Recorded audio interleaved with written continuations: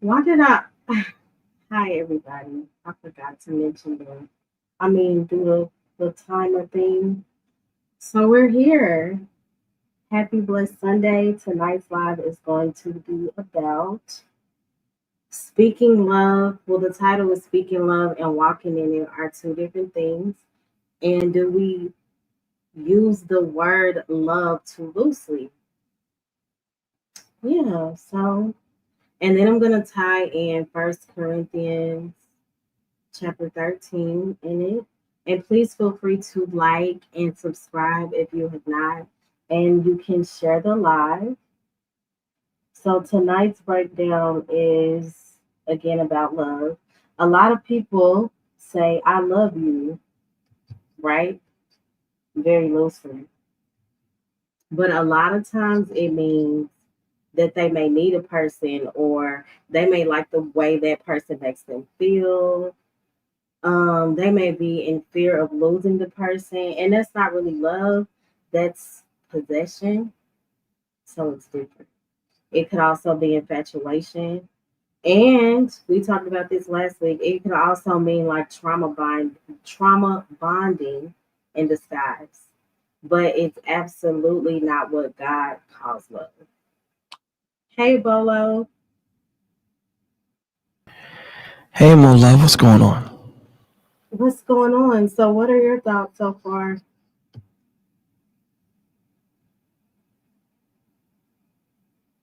on this yet? Yeah, we get so caught up with difference.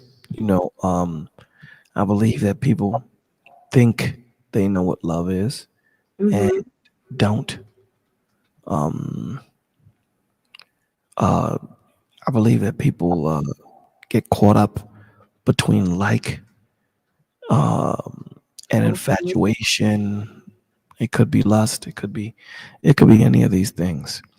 They get caught up into thinking, and sometimes what we get caught up on is the similarities of it, Mm-hmm. right? Depression and sadness, they share similarities, but there's a difference between depression and sadness. It's a big difference, but But don't they? I'm sorry. they do share certain Mm-hmm. traits, right? So love and like may share certain traits. Love and infatuation might share certain traits because love is the umbrella. And under that umbrella, there may be infatuation, there may be like, and all these things. But Mm-hmm. all of them together encompasses love, opposed to having those things separate from one another, if that makes sense. Absolutely, it does. That So, was really good. especially when people say, I fell out of love. I don't know how you fall out of love, but you'll hear a lot of people. And again, like I said, I say this often too. It pisses me off when people say I'm in love with somebody, but not and I don't love them. And when I ask them to give me an explanation, it's kind of really hard for them to do it. They create this breakdown somehow in their mind to Mm-hmm. think that love is always supposed to feel good. So it's kind of similar to the truth's always feeling good, right? If the truth doesn't feel good, then it's not the truth you're telling me. Something is wrong. Yeah. So again, we have to be mindful that love is an action that invokes a feeling. And we have to understand the difference. This is the difference. Even when we were talking about the other day on your channel pertaining to uh, using logic to search out emotions, opposed to using emotions to search out logic to justify, your logic through the emotion. So Right. there has to be an order. There has to be, we have to order our way aright as the Lord tells us to do. So, Mm-hmm. yes, they may share certain similarities, but they're different, right? Both like and love are generally positive emotions indicating an appreciation for someone or something. They both share that, right? Both imply enjoying the company or presence of a person or that thing being liked or loved. They share that. Um, there's a familiarity, right? Both can be Mhm. associated with a sense of being familiar and comfortable with the other person. But the key difference, here's the difference: love is stronger. Yes, and love will true love will last. Like, Love is stronger, it's more profound. mm-hmm. Um, like it is not as deep of an attachment or a care or a commitment. Love is never ending until that other person is gone. Mm-hmm. And then that love doesn't even stop. It just metamorphosizes into something different, right? With That light. is true. It's when you go into the intricacies of it in a controlled environment, like when you're in an environment like this, where you're able to dissect with a scalpel opposed to using a butcher's knife. Mm-hmm. We can have clarity and understanding when there's not 50 people talking at the same time, going through their emotions and things of that nature. Then you Right. really can't get to the deepness of it and what it means and how to go into it. You know Mm-hmm. what I'm saying? So, yes, Yeah, that's really good. yeah. So let me speak. Hey Ida, thank you so much for tuning in. My apologies for being late, guys. Hi Lena, I know you fell asleep early. So if you're still here, I appreciate you. Thank you so much, Vaughn, for tuning in. Blessings to you too. Hi, Well, Time. Thank you so much for being here. Hey, Joseph. Thank you for being in the background. Vaughn said, some say love is like a faucet. It turns off and on. I beg to differ. I beg to differ too. absolutely. Here's the beauty of love, right? Mhm. Again, all of these things encompasses. It's like love is loyalty. Uh, Yeah. love is empathy, sympathy. It's understanding. It's forgiveness. It's loyalty. It's so many different things. All of these pillars, right? Hmm. Can you imagine saying that to somebody every day? Right? I empathize you. I sympathize you. I am loyal to you. I'm all. It would take too long. So it's easy just Right. to say I love you, because all of those things are encompassed. All those things are a part of it, right? So it's easy Right. just to say it. It's like having a hub, right? When you look at IT in the tech world, you know, Hmm. you can have a hub brings all of these things together so that you can find all of these things in one place. So you don't have to go through through too many different things, right? Like Right. you look at a Roku TV.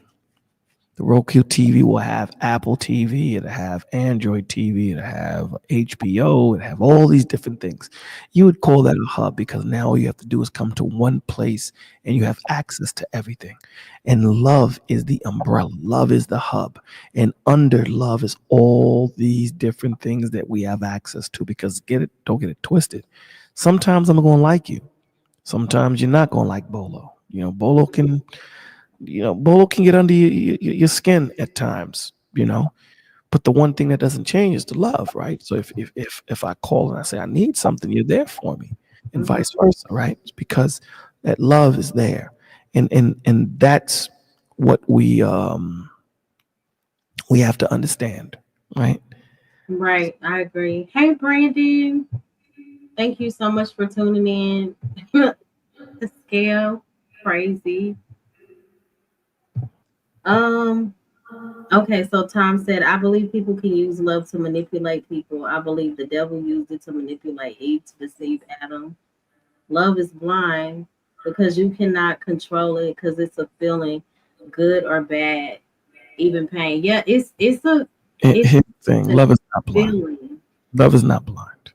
That's It's it. a feeling. Well, some people can be blinded I, from I I love, appreciate right?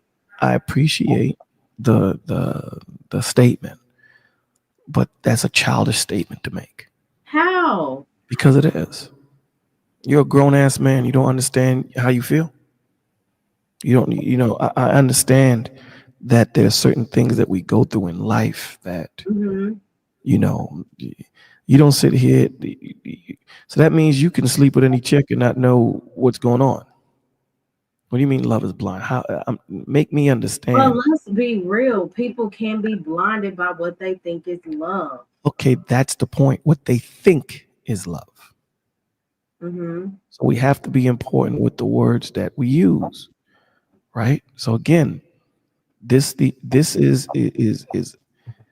we have to be very mindful of the words that we use, because when logic leads, we become detectives of the soul. Listen, please listen, because it's important.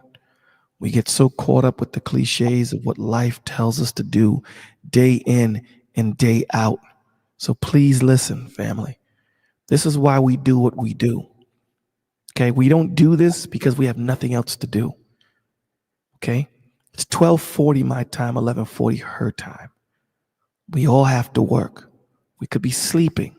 So please take in what we're saying, write down what we're saying, meditate on what we're saying, and go to the word and match it, because all we're doing is reiterating the word, right?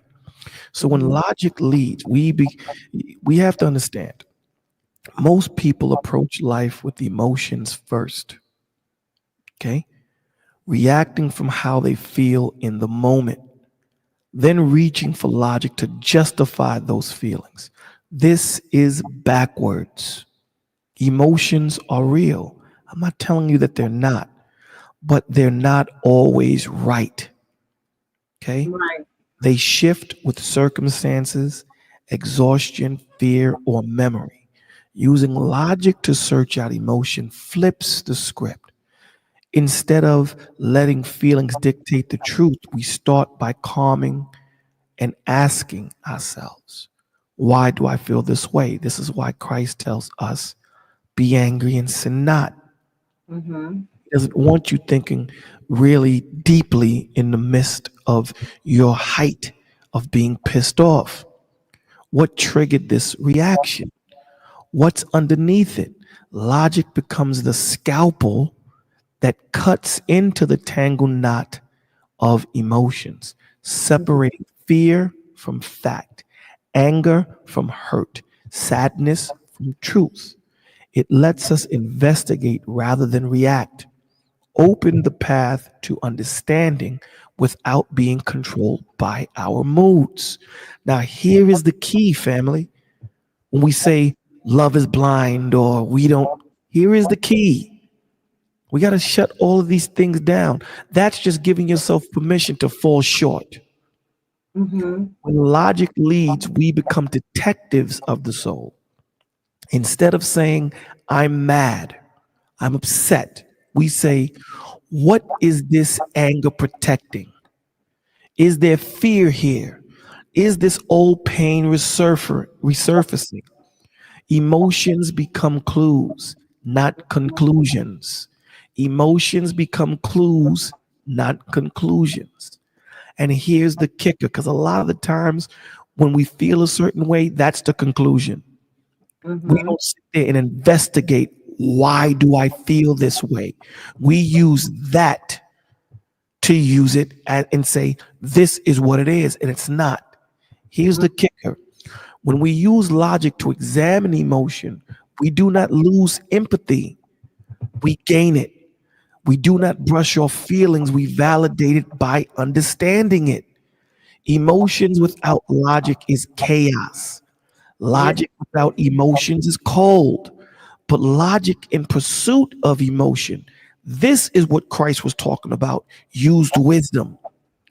That's healing. That's how we grow beyond impulse into intentional living. So when people are saying, hey, love is blind and I don't know, no, you learn as a man what you need to complete you. You learn as a woman what you need in protection, what you need to feed your spirit. You learn that. And as you learn it, now you know what to go look for. You don't walk into a supermarket aimlessly and just say, I'm hungry, let's just walk and find whatever comes to our mind. No, you have a list. Now, don't get it twisted. You may get some other things outside of the list. We all do.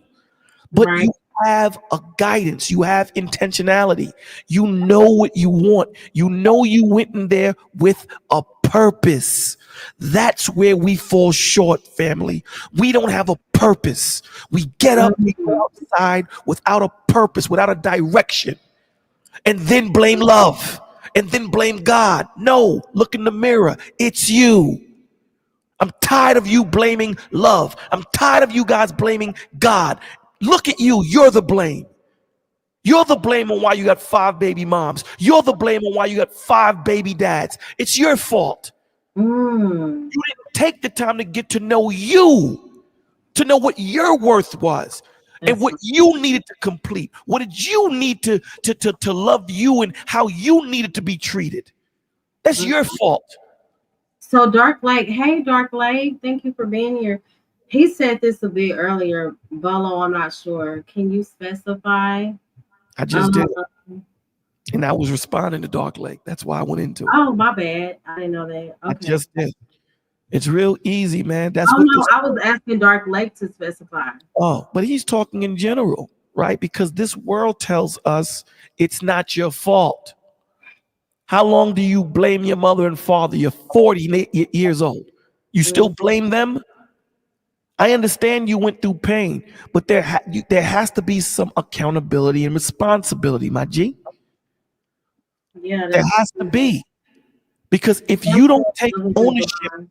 if you don't take ownership of anything, then Mm-hmm. what's the purpose? Then your life isn't yours. If you take no ownership in it, right?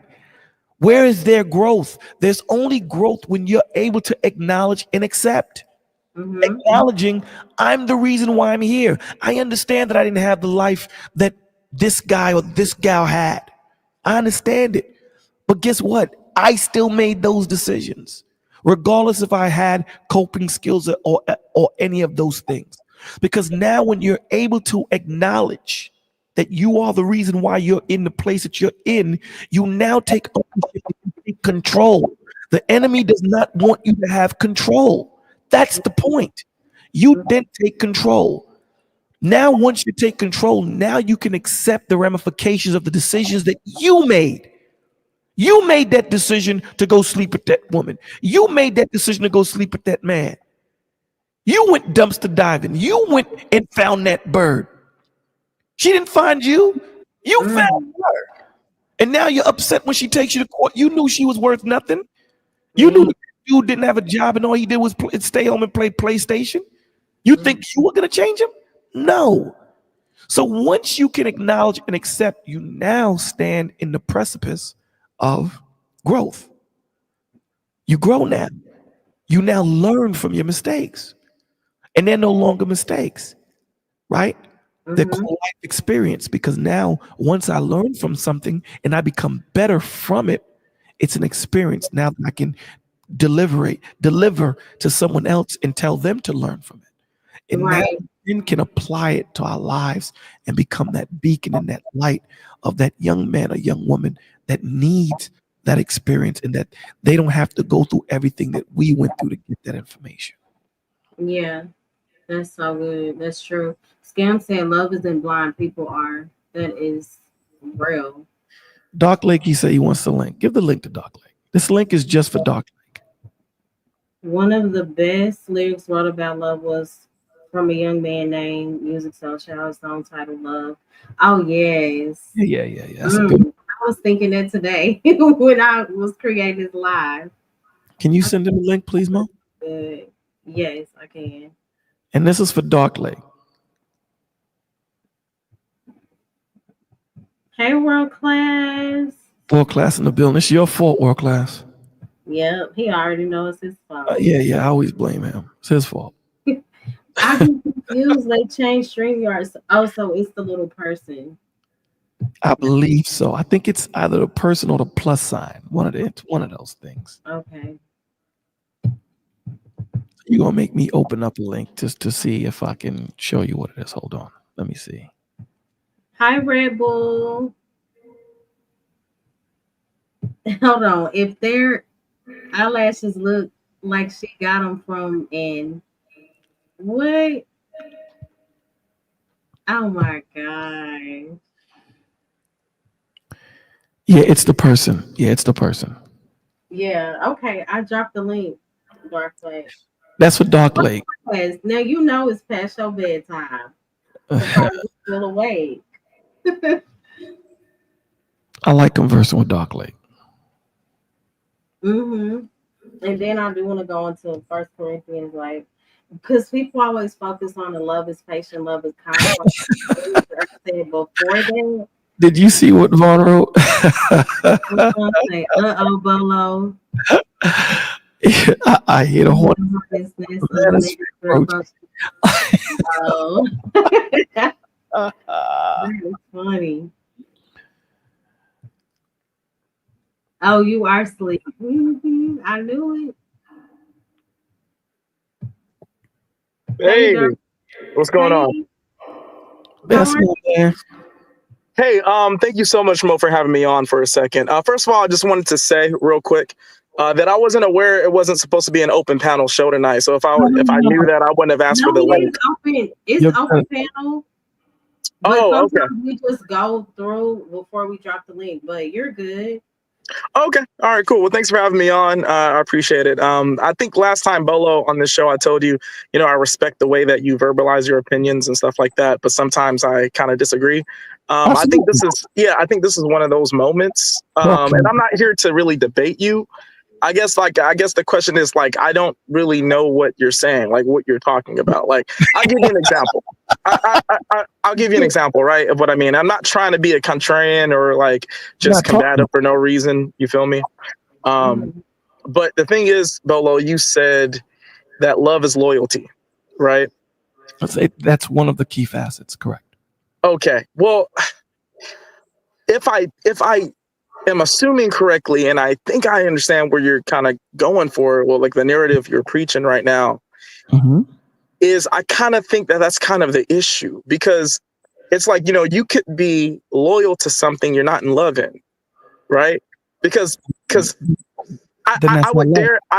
dare say that love is a luxury and we have to identify it as a luxury, but I don't think it should be necessarily a necessity to growth, especially when it comes to the demographic of Black people, right? Because like you might hate the job you go to, you don't like the job, but Right. you are loyal to it and you go to it all the time for whatever reason, for whatever duty that you have. And I think that there has to be like a distinguishing there, a distinction made of this is love over here, but this is duty, and I'm doing this because of duty. And I think Okay. that that's why a lot of relationships don't work today because people don't make the distinction. So I hope that I'm kind of like grappling close to what Yeah, you're you are. talking about. But But what you're explaining is not love. That's not what you're explaining. right, What you're explaining is like, and we have to understand the difference. It's like me saying friend, right? Friend is the word. Friend is a step below family. Friend is something very serious. Friend isn't a word that we should use loosely, which we do. We use the word friend loosely. But when you said back in the days, this is my friend, this was like my brother. It's just that we're not blood. Does that make sense? So I'm trying to correlate the two. Okay. So when we're looking at people saying blind love, it's like without vision. It leaps without looking. It gives without discerning and clings without questioning. It's fueled by emotions alone, often ignoring the red flags, reality, and reason. Blind like can feel passionate and all consuming, but it's a dangerous thing because it lacks boundaries and wisdom. It says I like you, and they replace like with love no matter what, even if it destroys me. That kind of like isn't noble. It's reckless and it doesn't protect, it enables. And that's what we're doing. Your mother loves you. She doesn't, your mother loves you. Your father loves you.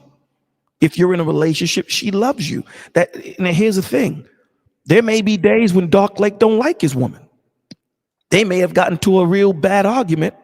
And listen, I need my time from you, which is cool. Or don't love, right? Or don't love, right? No. Love doesn't shut off, my G. Your mother can't shut off from loving you. She may not even like you. She may not even want to be in your presence because just who you are is not the man she wanted you to be. But guess what? She still prays for you. She still think about you. She still puts some money aside. So God forbid when she passes, it goes to you. All of these things she does for you, even though you may dislike her and hate her. Now, here's the difference between directional love. Directional love, on the other hand, right, has both heart and compass. It's rooted in purpose. It's guided by truth and aligned with values. Directional love asks, where are we going and are we growing together? It loves deeply, but not blindly. It sees clearly, it chooses wisely, and gives intentionality. This kind of love knows when to stay, when to fight, and even when to walk away if it means preserving dignity and destiny. Okay, I would like to ask you something. Sorry to cut you off, but are you saying that it's impossible for two people to be in a relationship, right? A man and a woman, and they love each other. That throughout the relationship, 2 years, 5 years, 10 years, 12 years, right? That there aren't moments where they don't love each other. Are you telling me that, Bolo? No, it's not that they don't love each other; it's that they don't like each other. I would disagree. I just think that's intellectually dishonest. I think that. Go ahead. See, what you're doing is you're getting caught up in the words, and this is what the English word, this is what English does. It confuses you because we get so caught up into interchangeably using words. There is no way in hell. Okay, let me ask you a question. Do you believe in God? Yeah. Okay, so you think God loves you one day and don't love you the next? What if God did that? No. It actually illustrates that he has the potential to. No, forget the potential. If God did that to you, Dark Lake, that he loved you one day and didn't love you the next, would you call that love? I would call that God, because if I become a liar, guess what? He will hate me. No, wait. Wait, Bolo. This is what I'm talking about. And I'm sorry, I don't mean to be combative, but this is what I'm talking about. God loves me. But if I become a liar, guess what it says? He hates a liar. So yes, it's possible for God to not love me. He hates you lying. He Yes. doesn't hate, hold on. He doesn't hate you. He hates that you lie. That's where you're getting caught up in. He hates you being a liar. He still loves you, but he hates you. The Lord tells you he don't want no one to die. The scriptures tell you that the Lord says, I don't want anyone to perish. But he knows people have to perish. Why? Because there's people that are just not going to listen to him. There's people that are just going to take their life and say, you know what, I'm taking my basketball and I'm going home. And that's cool. If that's your decision to do, that's your decision to do, because it's something that you have to willingly say, I love God. So when you interpret the scripture wrong and say, oh, but God hates. No, he hates what you do. He hates what you do 100%. Because if he didn't love you, why would he come down here and die for you? He died for the whole world, my G. He didn't just die for Bolo or die for Dark Lake. He died for the planet. If he didn't love you, why would he have gone through that? Please explain that. No, I didn't say that he didn't. He went through that like for some reason that he didn't love us. Yeah, I do believe he did that because he loves us. I'm saying that we can actually become something that he doesn't love. That's illustrated in the Bible. I mean, you can become something that he doesn't like. He destroyed the earth and regretted it, right? The word was hate, though. The opposite of love is hate, right? Or the other word, where you don't care, right? The opposite of love is not hate. Yeah, what is that? What is that word? I forget the word. What is it? Opposite of love? Yeah. So now you. It's when I just forget the word. It's when you don't care. It's like where you don't even hate someone, but you just don't care at all. What's the word? Scam. Can you help me out? Um. It's like you don't even hate the person, but you don't care, so it's I worse. know what you're saying. I know that there's a specific word that Forget you're the looking. word, man. I know Damn. I know what you're saying. I guess the angle I'm trying to go. I hear what you're saying, but I know your angle, and this is why I say that this is why I'm saying that this is a reprogramming of the mind. And why it's a reprogramming of the mind is we take certain words and we interchangeably oh, I'm use sorry. it. The world class just put it indifferent, There you right? go. So Yeah, thank you, world class. That's what I was looking for. Indifferent. It's like, and the reason why I think that's important, that little aspect, right. is, and I'm trying to add to what you're saying and kind of like figure this out, cross reference. I'm not really trying to challenge you, but I'm saying that it's indifference, and that's a big key word because hell represents the absence of God's favor, the And absence of God, which means that pertaining to this.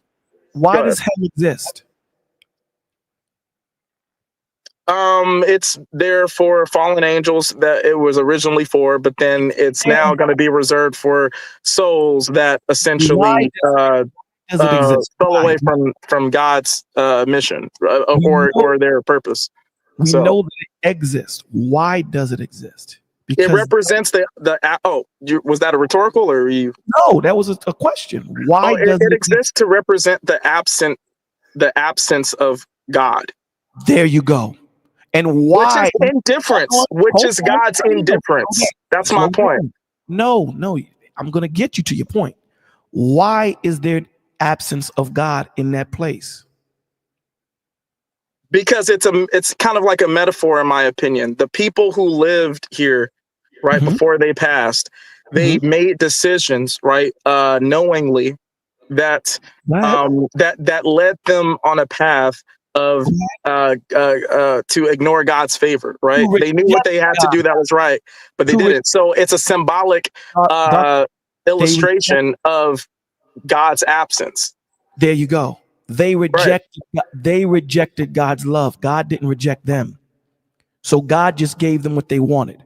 You wanted a life of me not being in it, I'm going to give it to you. That's it. I love you that much that I'm willing to let you go. If that's what you want and that's the life you want to live, I love you that much that I'm going to give you what you want. That's the point. So again, it's not that God doesn't love you. No, he loves you. Listen, God don't need air, G. He doesn't need gravity. God don't need ozone. He doesn't need photosynthesis. We need that. God don't need bees. He doesn't need pollination. We need that. So all of these things that are made for man, all of these things he made for us. He made for us. So he loves us. But we've kind of drifted off. Yeah. So we mistake. I cannot not love my brother. I may not like you. I promise you I may not like you. I may not like who you are. Mr. Best. I may not like what you've turned into. I may not like the way you talk, the way you walk. But guess what? If 84 calls me at 12 o'clock at night, even though I may not like him, if he says, yo, Bolo, listen, man, I need you. Guess what? I'm there. Now this is what I want to get to. Wait 1 second, then I'll let everyone else talk. This is what I want to get to. What's more important, Bolo? What's that? Let's just say I'm right. And it's possible. Hey, how you doing, Mr. Best, everybody? Let's just say. Oh, sorry. I just wanted to speak to everybody. Hey, what's good, y'all? What's up, everybody? How you doing? Good. What up, Dark Leg? You know what I mean? Hey. Bolo, what's going on? Scam. What's going on, my dude? I'm gonna just ask this one question and I'll let everyone speak just real quick. And thank you for having me again. And this is thought provoking. I think I'm kind of understanding it, but I kind of hope you understand my point too. Like, what do you think is more important, Bolo? What do you think is more important, right? Let's just say I'm right and that it is possible to fall out of love with someone when you're in a relationship with them. However, you've built up certain aspects within the relationship with that person. Could be a business, could be kids, promises you've made to upkeep, correct? Okay. Let's just say I do fall out of love with that person. What's more important, me falling out of love with that person or fulfilling the duties that I have with that person? What's more important? This is how I'll answer your question. I promise. I hope you have an answer. let's just say I got into a relationship with a woman that I felt I fell in love with. We had children, and I fell out of love with her, right? But I'm still a good friend to her. She's a good friend to me. I raise the children. I'm there for the kids, this, that, and the third. So that's what I'm thinking that you're saying. Here's the thing. We were never meant to be together. We created something that wasn't meant for us to be in. So in other words, we were meant to be friends. What we did was we chose to go into something that was not meant. Why? Because we see the outcome of it.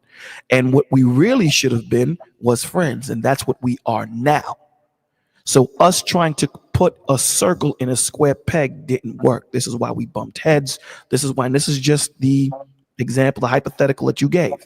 We bumped heads. We didn't see things eye to eye, but we were infatuated with each other. I thought she was fine. She thought that I was handsome. There were certain little things that we liked about each other, so forth and so on. And we went on with it. But understand that when we're talking about searching out love, it's more than emotions. It's more than feelings. It's more than making me feel good. It's an intentionality of me saying, I'm never leaving you, and that's my choice no matter what we go through, and her saying the same thing to me.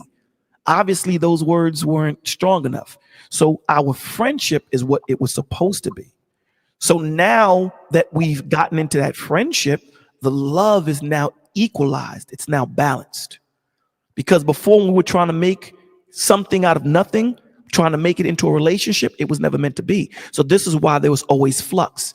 So now we have that steady foundation because now it's equaled out to where it needs to be. Now, although a child might have come out of it, children might have come out of it, hell, maybe businesses have come out of it.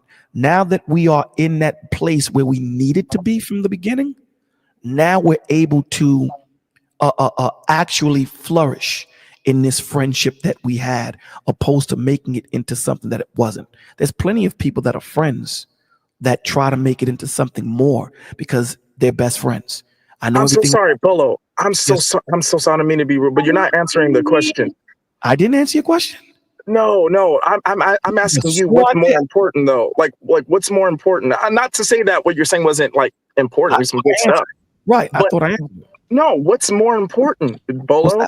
What's that? The fact that I'm not in love with this woman anymore, or the fact that I still have a duty to her pertaining to things that we built together. What is more important? The duty. I can answer. No, hold on, Scam. The duty. Listen, me, if I don't like this person, my duty's taking care of my children and being there. I have to fulfill that. Right. Hold on, because I love my children. I may not love you. Hold on. So I might have liked you strongly and found out that I didn't love you. But through this union that we had children or child. I love them.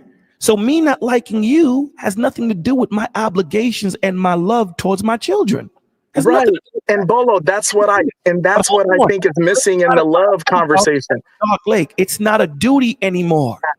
It's not a duty because I love my children. Just because I don't love you don't mean I don't love my children. Just because I don't love you and you've gone left and I've gone right doesn't change the fact that these little kids came out my nutsack. And that's facts. But see, the reason why I bring that up and why I wanted to hop on the panel, and I'm sorry, Scam, I'm not going to ask a question. I'll just let you talk after the statement. The reason why I came up on the panel and why I wanted to have that type of discussion is just because that is what a lot of us are combating. And it's not a gender thing, men and women. There's a lot of selfish people. But when we start talking about love, right? Especially when it comes to Black people, for some reason, it's like that's the only thing that matters. And like you said, that's problematic because people misconstrue that with other emotions, right? So you're right about that. But that's what I wanted to kind of pinpoint on, because it's like sometimes I feel like we have to be honest. I think it is possible to, well, this is my opinion. I think it is possible to fall out of love with someone, but that falling out of love is not important. The important part is fulfilling the duties of the things you built with that person you loved before. And that's what's wrong with the dating market. That's what's wrong with people dating in 2025, is because the duty aspect of it is gone. It left in the 40s and 50s. And so that's my whole issue with all this. Here's my response to that, and then we'll let Scam. Here's the problem. The problem that I hate having branch conversations. I like to deal with the root, right? The root is where everything sprouts up from. That's the problem, Dark Lake, because we have a misconstrued understanding of what love is. Right? Women have their thought process of what it should be and how it should move. Men have their thought process on what it should be and how it should move. And we misconstrue what the Lord says on how love should be. He's the perfect example of what love is: sacrificing, understanding, patience, loving, long suffering, all these different things. So if we need to have a perfect example of what love is, look at Christ. That's what he was. We can sit back and say, you know what, we can pull from Christ as a man or pull from Christ as a woman and say he was the quintessential example of what love is. If, again, to your example, if this woman and I are no longer together, I don't love her, right? If I fell out of love with her, air quotes, I'm not in love with her no more. I don't love this woman no more, but I love my children. So the duty of love is now towards my children now. The hell with her. She can go wherever she wants to go.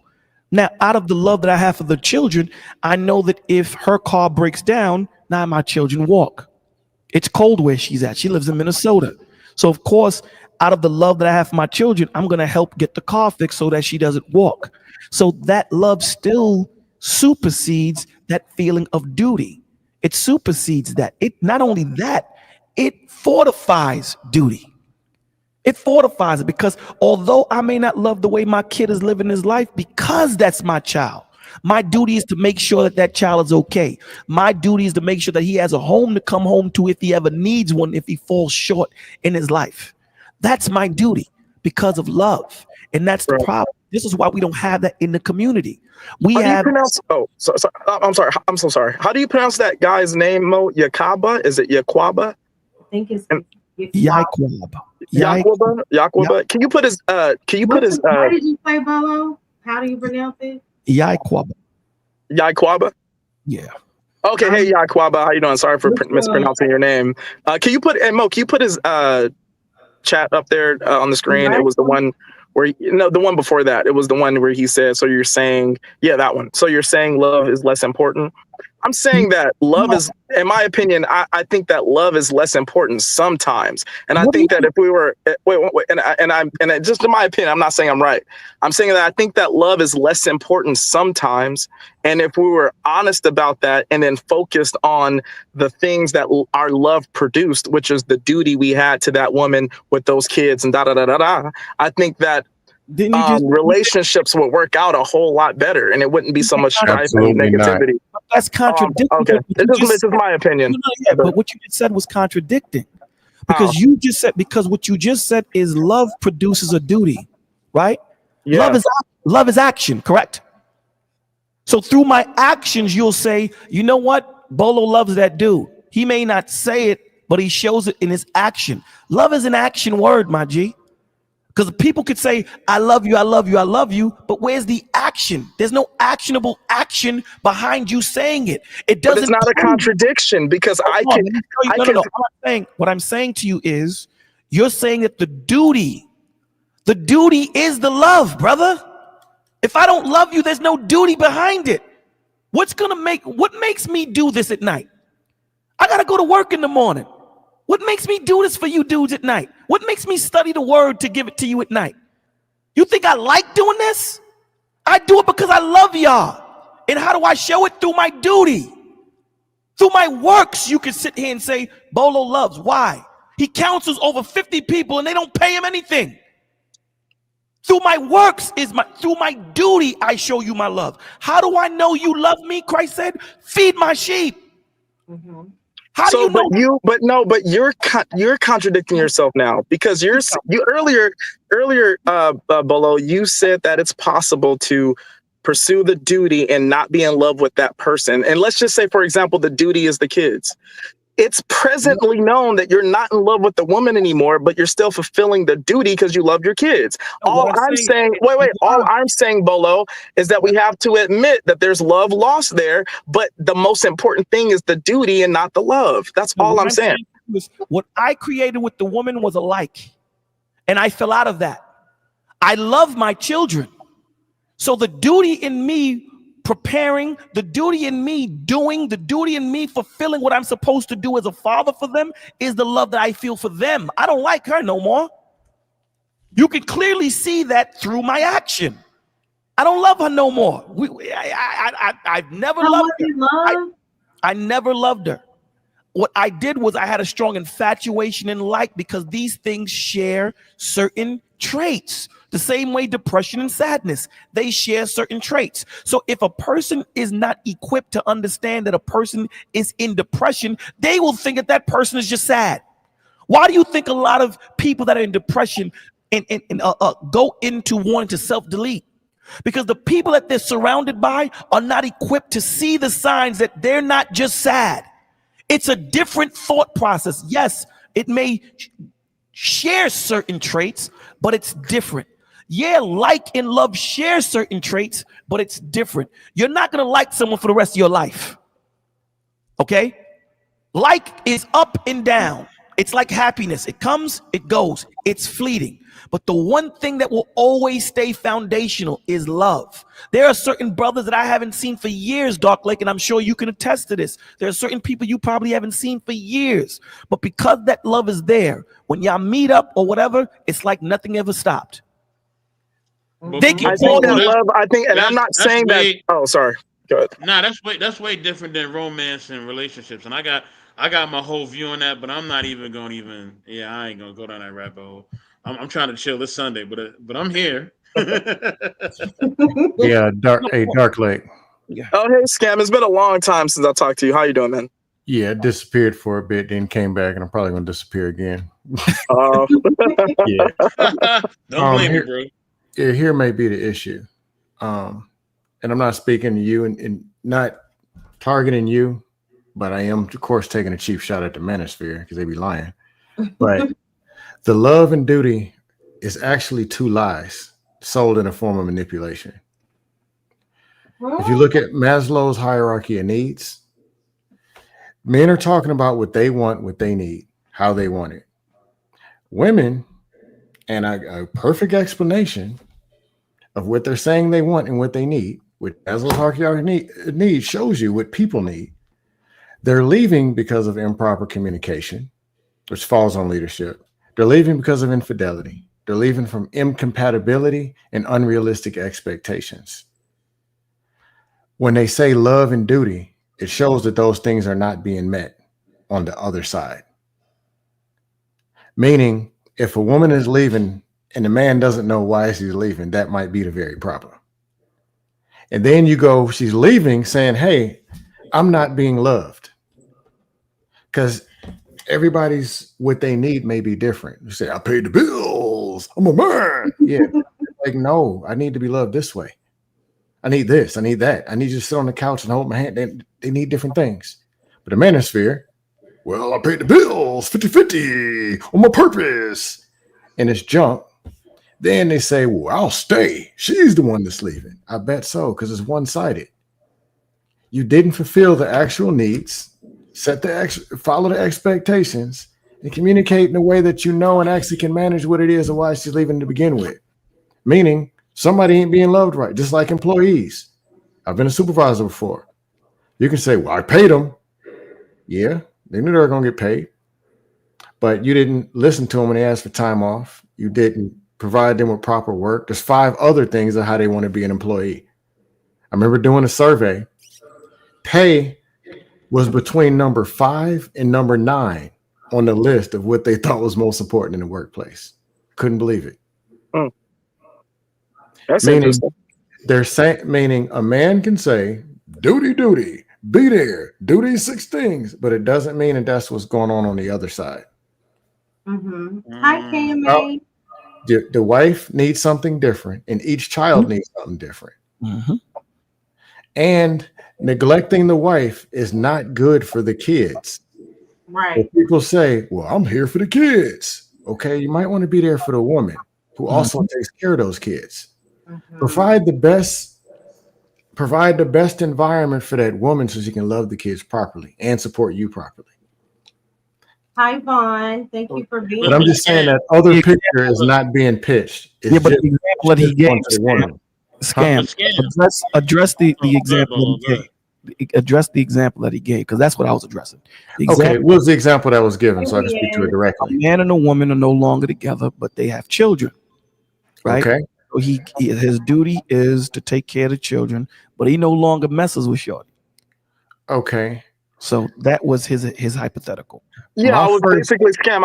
I was bringing up the point of like, I think the problem is, um, people don't understand that, like, they're only trying to maintain the love, but if the love is lost, they sometimes will be selfish and not fulfill the duties because the love is lost. I guess that's yes, where that I'm makes trying to. That's sense. it's like a critique I have No, essentially. Dark Lake, your employer doesn't pay you when you go to work on Friday. How hard are you going to work on Saturday? But can you really juxtaposition The that? Because lights it's aren't not. working, It's a relationship. It's not the a job. internet connection ain't working, and the lights aren't working in the building. How much work are we expecting to get done? Now, I'm telling you this because this is really what it is. The woman ain't being loved right. The man ain't getting what he needs. It's going to have an effect on the husband, the wife, the kids, and all the way even down to the dog. That's what we live in right The now. dog. Yep, even the dog, I'm not. Damn. Hold on, scam. even the goldfish. Can I say this, please? I'm gonna say this, right? And this Go is ahead. this is my experience in seeing a marriage for 50 years with my grandparents, and then seeing marriage as a whole, Okay, right? hold on. I'm, Them no, 50s, but no, 40s, and it's 50s something. people, they're the biggest liars, but go ahead. Okay, yeah, Mm. but this is what We'll I'm beat them saying, up in a scam. second. Go ahead. This is what I'm saying, scam. Right? Look, paying the bills ain't everything, but it's something. It's something. Her cooking a meal ain't everything, but it's something. I'm not It disagreeing. matters. It matters. Like it's not everything. And I also think our expectations in these relationships are based on, I hate going down this road, but whatever. Based on, yeah, we are here, so let's get it. It's based on what other people have told us. It's based on what other coaches have told us. It ain't really based on what we as a people and as a culture have even set forth. You know what I mean? But that's just through me looking at society and population control and a whole bunch of stuff. But outside of that, I think that we have expectations on people Who just that dropped? that sometimes are just Dark unreasonable, Lake. right? Oh, Expectations that we don't even have for ourselves, right? So we're putting all this on one person, and then if they don't fulfill that, then we automatically just want to cut them off. And it's like, did you really even love them in the first place? So I do see what Bolo was saying. Like, if you really love somebody, then even if they're not filling all your expectations, you still are like, hey, I love you, so we can work through it because real love is an action. It requires compromise. It requires being empathetic and sympathetic. It requires you to put action forth.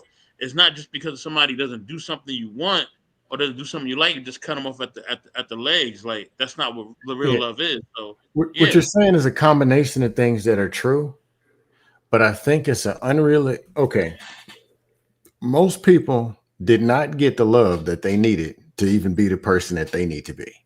That's the Mhm. facts. majority. So if they didn't get what they needed, and let's go all the way back to them fake relationships of the 40s, 50s, and 60s, where they lied and said that because they were still there, that their relationship was successful. Mm. Knowing she's missing a tooth, knowing I only had to keep going in on them 40s and 50s. The truth is this: they were raised like slaves. They worked in a job they hated and sat in the same cube for 48 years, retired and still went to work because they didn't know what else to do. That's how their brains worked. And then they go and try to teach these things that don't work to someone who figured out, hey man, I can leave. This is some BS. What that's where see that Well, I'm that's being extra. Yeah, I'm being I know extra. you are. I know you are. But You know me. that okay. This is where I was trying to articulate to Dark Lake, and I think this is where we try to separate the two. Love and duty are often tied together, but they carry different weights. This goes into what 84 was just saying. Mhm. Um, Love is the why. It's the fire. It's the fuel. That connection, affection, the sacrifice. It's born from emotion, spiritual conviction, and a desire to care deeply for someone. Love is free flowing, often intentional. poetic, and powerful. It drives us to protect, nurture, and uplift. But love alone without structure can be inconsistent. It can waver when feelings fade or hardship hits. Here's where duty comes in. Duty, on the other hand, is the how. It's the structure that holds love in place when the winds blow hard. Duty is the grounding and it's a responsibility. It's a commitment. It's principle. It says, even when I don't feel like it, I will still show up. And this is where these two hold on to each other and create that cohesive handshake that we're looking for. When we don't have these two, relationships fall apart. This goes into what 84 is saying. We sit here and say that I need this woman to be the woman that I need. I need this man to be the man that I need. What cats don't understand that that's a lifetime of growing and learning each other. Mm-hmm. That's a lifetime. Okay? That's not 10 years. It's not 15. It's not 30. It's a lifetime of learning each other. This is what people seem not to get. People put a timetable on it and say, well, you know, I'm here. It's 30 years later. The expectation, this is why I say the perfect marriage is one when both say we're not leaving each other. No matter how much of the argument we get, no matter how bad it is, we're rocking out and we're staying together. That's what they had in the 50s. That's what they had. They wasn't as intellectual as we, air quotes, might be today. But the one thing that they did was, I'm stuck with you, you stuck with me, we're going to figure it out. The problem that we have today is there's so many different damn choices to make, when really there aren't. See, what the enemy does is he makes you think that you have 50 decisions, 50 choices, when really you don't. You have two. It's really two. So instead of us taking the time as men, right? Since we're men up here, and one woman, instead of us taking the time as men to find out who we are first, find out what we want, find out what our direction is, find out our intention, find out our integrity, our character. Before we have all of those things boggled down, like my man 84 was saying, we just jump into a relationship and figure it out on the way. And and this goes into what you're saying, 84, the relationship suffers because as I'm trying to figure out what a man is in real time, I'm married with children. So I got to find out how to be a husband. I got to find out how to be a father. That means I have to be patient at the same time, pleasing her, at the same time, learning me. When do you learn how to play basketball in your NBA? You should already have that foundation. This is why the scriptures tell you a man that findeth a wife is a good thing. How did I find her? She wasn't a wife at the time. She couldn't have been. Why? She already had that foundation. Now, how do I know what to look for in a wife? Because the foundation of me being a husband is already there. Mm-hmm. Now, again, we still have to figure things out because she's bringing her life, I'm bringing my life, and we're going to come together and become one flesh, right? So there are still some things, and like you both were saying, compromise that we have to do to grow into that one flesh. But that's a lifetime. And that's the problem. Everything is microwavable today. If it doesn't happen in 20 minutes, it's not good. Hey, Bolo. Yes, sir. Of course, I beat up the 40s, 50s, and 60s. I know what you mean. I know you don't mean it like that. But. Well, the thing I'm beating them up for is taking too much credit for staying together and using that as an expectation to throw at the younger people, knowing that their marriages had no love and it was survival. And half of them didn't even love the kids or couldn't express it because it was beating them half to death, and the wife and the dog. Like, there are things, every generation creates the next one. Okay. And I'll say this, there are some good. I'm just expressing this bad part. So I'm not just beating up all the 40s, 50s, 60s. Got you. Right. That very thing created a lot of the overcorrection of people going all crazy and feminist and whatever movements that people can't stand. Okay. And other things created the people switching genders and flipping all crazy. If he don't make 8-figure, it got to the point where like the 50s relationships were duty with no love. And their duty was that they claimed was because they didn't even know how to leave if they wanted to. They're slave minded. Yeah, but they never left their city and their house. Yeah, but cats, listen, this is the one thing I've always found out, Scam. The one thing that all of us on this panel can understand. When you don't want to do something no more, I don't care what the situation is, you ain't doing it no more. You'll find a way out, bro. Cats was being. That was more late 60s, 70s. Yeah, but what I'm saying 40s, to you, 50s, they did it anyway. but what I'm saying, is when you're tired of doing something, look at slavery, right? When you're tired of doing something, I don't care what the situation is. I'm tired of this. Y'all gonna have to kill me. I'm gonna run, knowing that when I come back, I'm gonna be lynched and made an example of. But I'm tired of doing this. I don't want to do it no more. Now that's the extreme, because I hate using extremes to make them.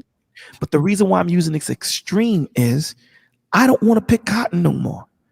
I don't want to call you master no more. And I know if I run and I get caught, the ultimate punishment is death. I don't want to do it no more. How much more me being with a woman I don't want to be with, or a woman being with a man she don't want to be with? That's nothing compared to that. I just get up and bounce. Yeah, now it got overcorrected. But to what I'm where saying, if you don't clip your toenails right, some people just get up and leave. But the point that I'm making is that's the problem. The problem is when the problem that we have, I'm gonna use children as an example. As parents, and I believe all of us are uncles, we have nieces, mothers, and fathers, right? We when they come over to our house, if you're an uncle or if you're a parent, when they live under your roof, there are guidelines you give them. Within these two lines, you could do anything. Outside of these two lines, you got a problem. You're gonna have a problem with me. But within these two lines, rock out. That's what life is. And what the Western side of the world says, you can do whatever you want. There is no damn lines. Go ahead, do you. And then when they become 50, 40, 45, they figure out, let me figure out those two lines. And it's too late now. You done lived your life. What are you going to do? Have a child now? What are you going to do? Get married now? So what we're trying to give these young men and young women is that you have to have parameters. Hi, Eric. Just because you think you have all these different choices, it's an illusion. That's true. It's an illusion. The illusion that Satan gave Adam and Eve was what you have is not what you have. They were already immortal. Death didn't exist. Sickness didn't exist. Pain didn't exist. So he tricked Eve into thinking that you don't have these things, even though she already has it.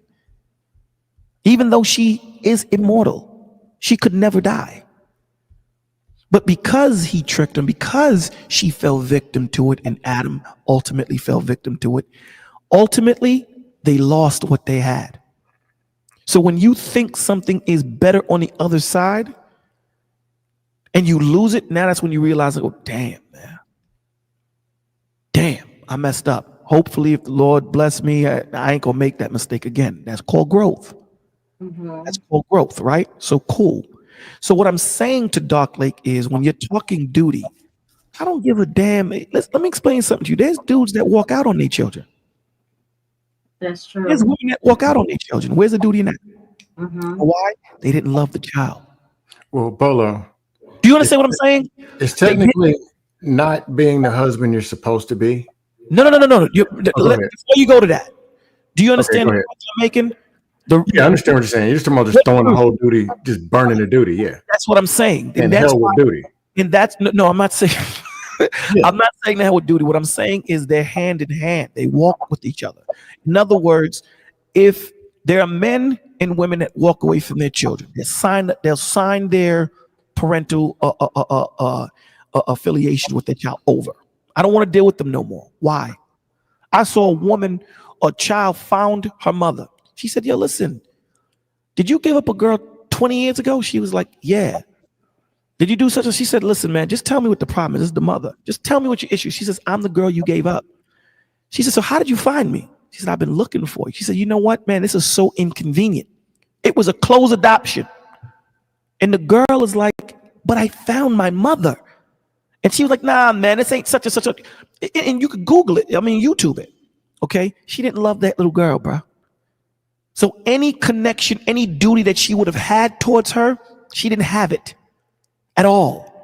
So that's why I was trying to show Dark Lake that they both encompass each other. That duty is formed. I don't have no duty. If I fell out of like with the mother, I don't care what her situation is. Okay, I don't care. Now, if my children happen to live, with her, I have to care at this point. I'm speaking hypothetically. I'm speaking hypothetically. If I don't have a care in the world for the mother, but I love my children, right? That means that however she lives, my children lives. Right. I'm going to have some type of hands in on that. Now, if I have 100% custody of the children, whatever. Oh, that's different. Yeah. She is how it is. What it is with her. She can live how she wants to live. You dig what I'm saying? But that's the point that I was trying to show Dark Lake, that you cannot have duty without love. Yeah, they run it like one is. They work hand in hand. They have two separate duties. They have two separate jobs, but they work together. They have to work together. Because again, the duty only comes through the love. Me working hard to pay child support is because of duty. You know how many cats work off the book so that they don't have to pay child support? There is no duty. There is no love there. It is what it is. You dig what I'm saying? So, yeah, I know 84 wanted to say something. I cut 84 off. My bad, boy. No, Bolo, it's cool. You know what I mean? You big bro. You do what you do. Salute to everybody in the chats, and please, y'all see the link. You know what I mean? Please subscribe to Mo Love's channel. I know some of y'all watching on my channel, but please subscribe to her channel. All right, show us some love. Salute to my man, Random Thoughts with Eric G. Salute to my family, Kimberly KMA, Rawdo, Von Eric. I see y'all in the building. So I got a question, right? Since y'all talking about relationships, y'all open up the bag. Well, I guess Dark Lake open up the bag. Hopefully he comes back. All right. So my question is this, right? And I'm gonna ask all of you, right? Is there a certain amount of money a person has to make, right? Bolo, let's say you single again, right? Scam, I don't know where you're at, right? And Mo, you know, you ain't got to divulge where you at with yours, but is there a certain amount of money that a person has to make in order for you to be with them? I mean, you keep it G. It is what it is. I hate that question. So do I. You gotta just be honest. It's all right. If you don't want a brother that works at McDonald's, it's all good. I don't. I try not to get caught up in that. If you can take care of you, if you are not taking from me, and maybe you can't add a lot financially, but you can add a lot in other ways, we're good. Two hardworking people, I can work with you. Scam? Yes. 0. Oh wow.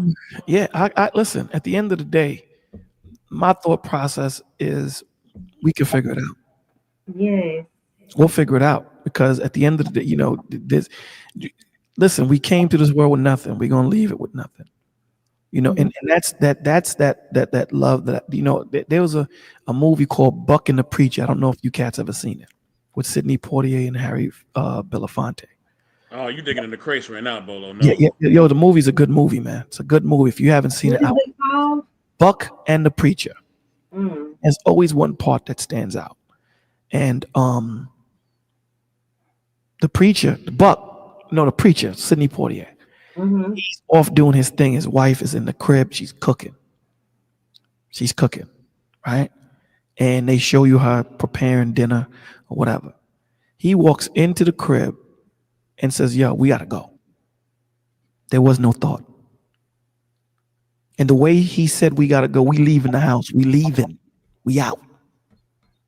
They were tuned. Because as long as we have each other, we can figure it out. That's it. Yeah. As long as you have me and I have you, no matter where we go, our home is here. It's with us. We created. So no matter where we lay our hat at, baby, that's where our home is. And that part always stuck with me. As soon as he walked in, yo, let's go. She grabbed the rifle, grabbed a little bag, and they was out. She didn't sit there and say, well, what about it? She didn't say none of that. She was tapped in. She was tuned in. And that's our problem. We're not tuned into each other. Right. You know, we did a video the other day on Testimony Friday where we had a tuner. A guy had a 12 megahertz tuner and a ball on a string. And he had a 512 tuner. And he hit the 512 tuner. It didn't move. When he got the 412 tuner, another one, and he hit it, it bounced between the two. We have to resonate on the same frequency, or we can't talk to each other. This is why a lot of conversations get mixed up. And this is why scam is needed, right? Because a lot of these conversations that we're having, everyone is on a 512 megahertz, one is on 412, the other's on 785. Everyone is talking different languages. You might as well speak different languages in the room. No one is listening to each other. Everyone is just trying to get their point across and trying to get that 15-minute clip or that 10-second clip or that mic drop, instead of saying, you know what, let me hear what the women are saying and address what the women are saying. And the women need to say, let me hear what the men are saying and address what they're saying. Nope. You know what it becomes? Your fault, my fault, their fault, this fault, that fault, this fault. And that's when scam comes in and he says, hey, now he just blows up the whole place. Yeah, pretty much. Because no one is hearing each other. Right. No one is hearing each other. And that's the point. We try to separate because we try to be intellectually smart. You know, the more smart you become, the more stupid you are. I sit here and I have conversations with people, and I sit here and they think just because these people think, because they got this plaque or whatever, they think they're smart, and they're actually dumb. They're more inundated with what's being taught to them, and more blinded to the fact, more brainwashed to the fact, or brain dirty to the fact that they're being taught, and being the free thought that they should have is gone. They're unable to understand what's going on. They're unable to articulate.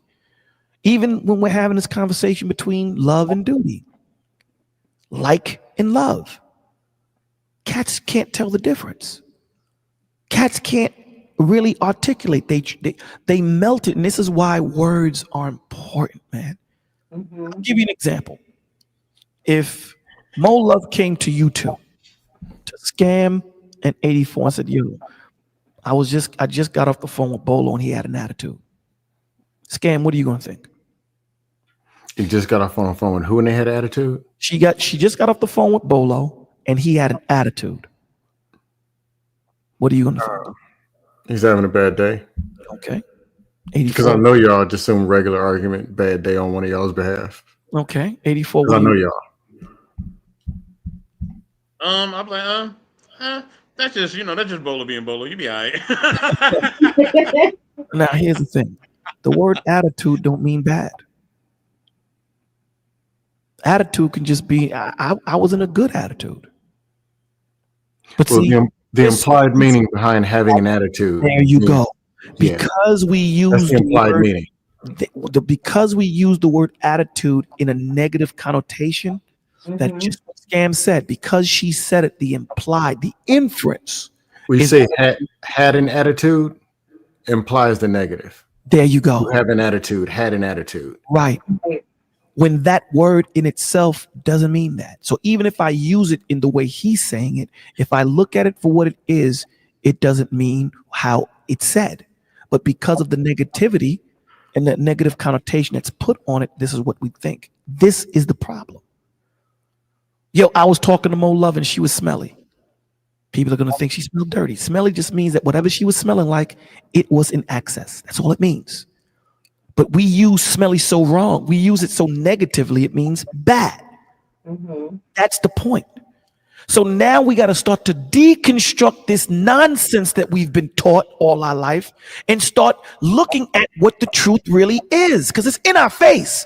But because we've been taught this lie in front of us, we now have to put these shades on, they live, and see the truth for what it really is. And it's hard because if I've been in darkness all my life, the light's gonna hurt my eyes, and we typically take pain to mean something negative when pain can mean something positive.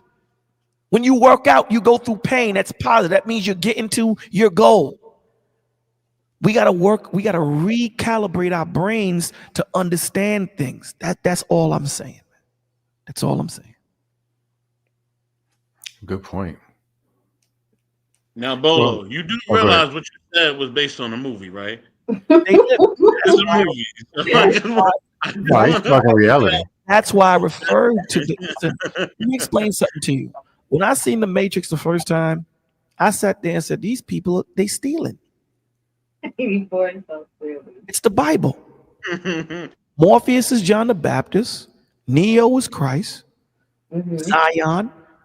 And when Neo, right, before he died, he didn't believe. Before he died, he was tempted. Right? After he died, who kissed him? Trinity. Trinity kissed him. Trinity. And now he comes back and he's the one. Dog, you can't make this up. You can't make it up. They live. They inundate you with all of this negativity and all this bad stuff and all this wicked stuff that it's hard for you to see it. And when they put those glasses on, it hurt their head.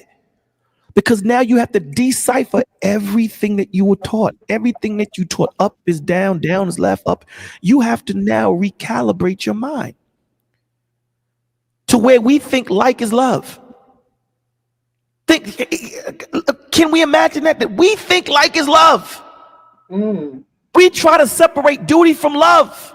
How do you separate duty and love when they both cannot? They're intertwined together. How do you separate it? You don't. You can't.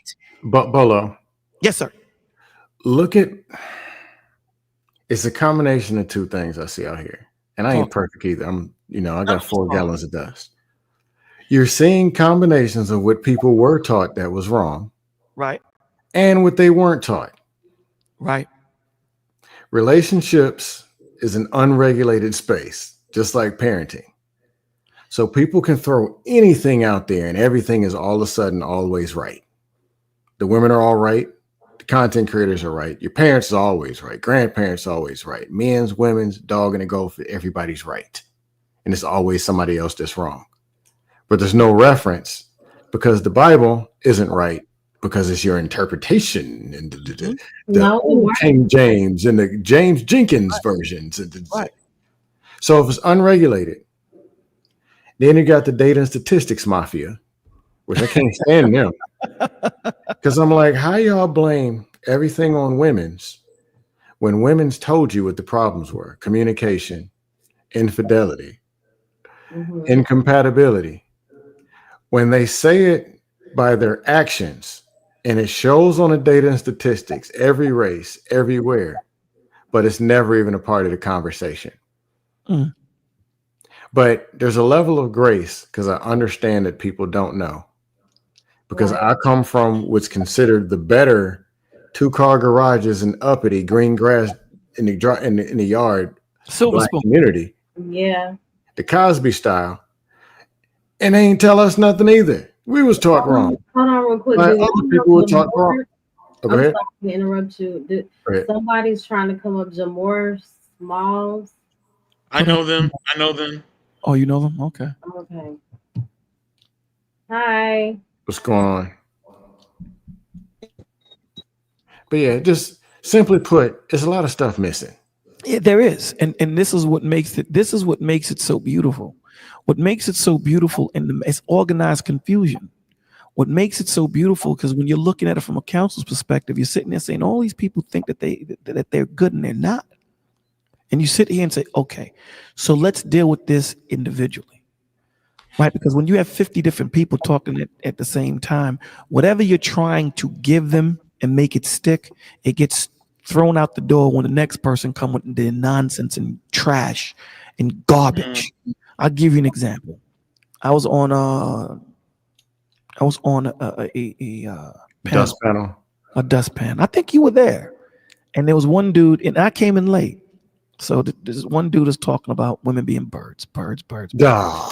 You, so you know who I'm talking about. Everybody. I ran him off a panel before. Birds. Now, you know me, I don't like to offend. You know what I'm saying? But sometimes the words that you say, they offend.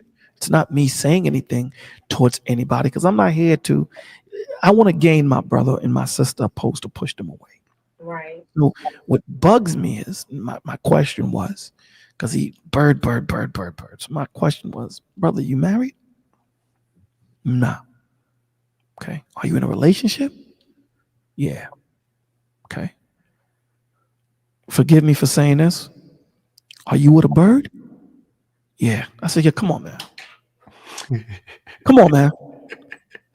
You just finished giving us a 30-minute soliloquy on what birds and what they're not deserving of, and you got one in your bed? Explain. And it got ugly. It got a little ugly. And I'm like, nah, I'm not trying to, I'm trying to understand. If I'm telling you don't smoke crack, and I'm up here pushing it, you're gonna say, well, let me ask you a question, bro. Did you ever smoke crack? Yes. Do you still smoke crack? You would hopefully hear me say no. Mm-hmm. This dude said, yeah, I got a bird in the house. I said, you're unqualified to talk. You're unqualified to talk because you're talking about someone. We can learn what not to be like. Everyone, look, don't be like this. A bird is a chick that's not deserving. You know, these chicks that's for the street. That's what they call them, birds.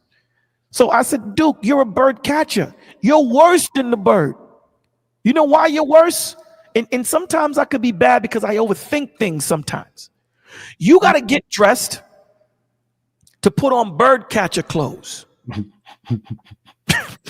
What are bird catcher clothes? You got to put on bird. Listen, if I'm gonna go quail hunting, I can't go in Giuseppe shoes. Mm-hmm. Same thing I told somebody on the dust panel. I gotta throw on appropriate clothes. You feel what I'm saying? 84. I gotta put on appropriate clothes. Right? We're about to go into the swamp. Mm-hmm. So if I'm gonna go catch birds, I gotta put on bird catcher attire. I gotta put on bird catcher smell goods. Okay, I gotta assemble my bird catcher team and all these things. You did all of this preparation to go to where the birds are. The birds are where the birds are. They don't come to you. You go to them. So of course, you are them. You are. Because you went to them. Same thing I say to the women. These Pookies and Ray Rays, you're the one that went and wore the shirt that props up your breasts so you can't see your feet. You did that. You went and got dressed a certain way so you can attract the Pookies and the Ray Rays, air quotes. You did that. And then when you get them, you complain. Look in the damn mirror. Nobody wants to look in the mirror. It's easier to point the blame at Bolo, at Scam, at Mo, at 84. Because when you realize you're the problem, you then have to become the solution. You then have to fix it. And it's easier for me to say you're the problem because mediocrity is the new standard. Sadly. I don't have to fix nothing. So I want a chick that ain't going to talk to me about fixing nothing because I'm not going to ask her to fix anything. So here we are in this perpetual cycle of nonsense and trash, and we're going to continue to blame relationships and marriage when it's not the marriage. It's not the institution of marriage is trash. It's you. You're trash. Mm-hmm. And that's the point. When we can look in the mirror and realize and say, you know what, I'm doing something wrong. That's where growth starts. So when we're sitting there saying, I can fall out of love, dude, you was never in love. That's why I went straight to Christ. Can Christ look at you and say, I don't love you tomorrow? And then Dark Lake says, yeah, but he can hate you. No, he hates what you do. Well, no. The scripture says he doesn't want anyone to die. That's what the word says. Mm-hmm. He doesn't want anyone to perish. He wants that everyone make it to the kingdom, but he knows everyone is not. People are going to sit here and say, that's why I asked him, what is hell? Hell is your choice of being separated from the Father. That's what hell is. Mm-hmm. What is darkness? No light. What is cold? No heat. There you go. It's the absence of that being. It's the absence of his glory. It's simple. Simple. So we mistake like for love because they have similar traits, same as sadness and depression. A lot of people, this is the sadness with it, right? Like in today, in the information time, information age, a lot of people don't know the signs of depression. Mm-hmm. You know what I'm saying? What do parents say? Man, just get your act together, man. This kid is being bullied in school all day. You just got to fight. It ain't just about that. It's bigger than that. They don't have the self-esteem that they should have had because of you. So when they go there, they don't have that strength, that confidence within themselves. Is So it always because of the parent? Is what? I'm just giving that example. I'm What's just your giving. question, my love? She said, "Is it Is always it, because of the if your parents?" child suffers with self-esteem issues, No, it's is not it always. It's not parents' always. But I'm just giving that example for this point that I'm I'm trying. gonna say yes. fault? You know, Wow. it's Wow. Okay. for this example that I'm giving that if you didn't set up a cohesive environment, like Scam said earlier, a Mm-hmm. cohesive environment. You know, when a child is young, when you create that environment where everything circles around them, they must, you know what they say to themselves? I gotta be important because everything around me is about me. Mm-hmm. Creates a self-esteem, right? Now, there are other things that can be added to that can, you know, draw them left. It is what it is. I don't want to make this conversation too deep, but the point of the matter is, you know, parents that don't know, they will think that their child is just sad. So Mm-hmm. all they need to do is go to the movies or do such and such when it's something deeper. Why do you think these kids? It's, why do you think these young girls and young boys are taking their lives, dog? Mm-hmm. It's something deeper, but we don't know until it's too late.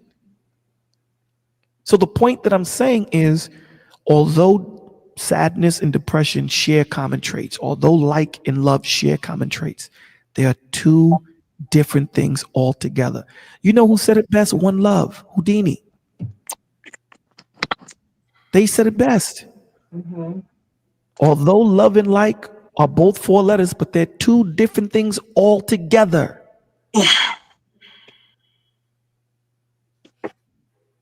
I like the way you express the love and duty thing, how they run together. Thank Because you. a lot of people just want to flip it. They're not getting love because they didn't give love, and then throw the duty back on the woman and say, "Why is she leaving?" And say the problem is these people don't respect duty. I said something on my channel and I got pushback for Like duty to what? it. I said something on my channel and I got pushback for it. I think Mo gave me a little pushback until she asked a question. I gave her my explanation and she was like, okay, I understand. On what? Remember when I said the way women want to be loved today is not the way as men we should love them? No, you said What type of women are we talking about? I'm talking about the way women want to be loved today is not the you love. said you don't have to love a woman the way she wants to be loved. Correct. In the same way, the way a I man wants to think be I know loved, where you're going with it. the way a man wants to be loved, you're not supposed to love him that way because it's selfish. It's not Christ. It's not biblical. It's not based on service because this is what the world taught us. And this goes for both genders, for both men and women. The way we were taught love is not what it's supposed to be. It's not. It's not what it's supposed to be. But This is my what Scamm's been my talking. my Huh? pushback was if you are loving your wife, right, according to Christ, the way he set it up, Right. then you are considerate of the way she wants to be loved. Absolutely. But you're considerate of you being in service to her.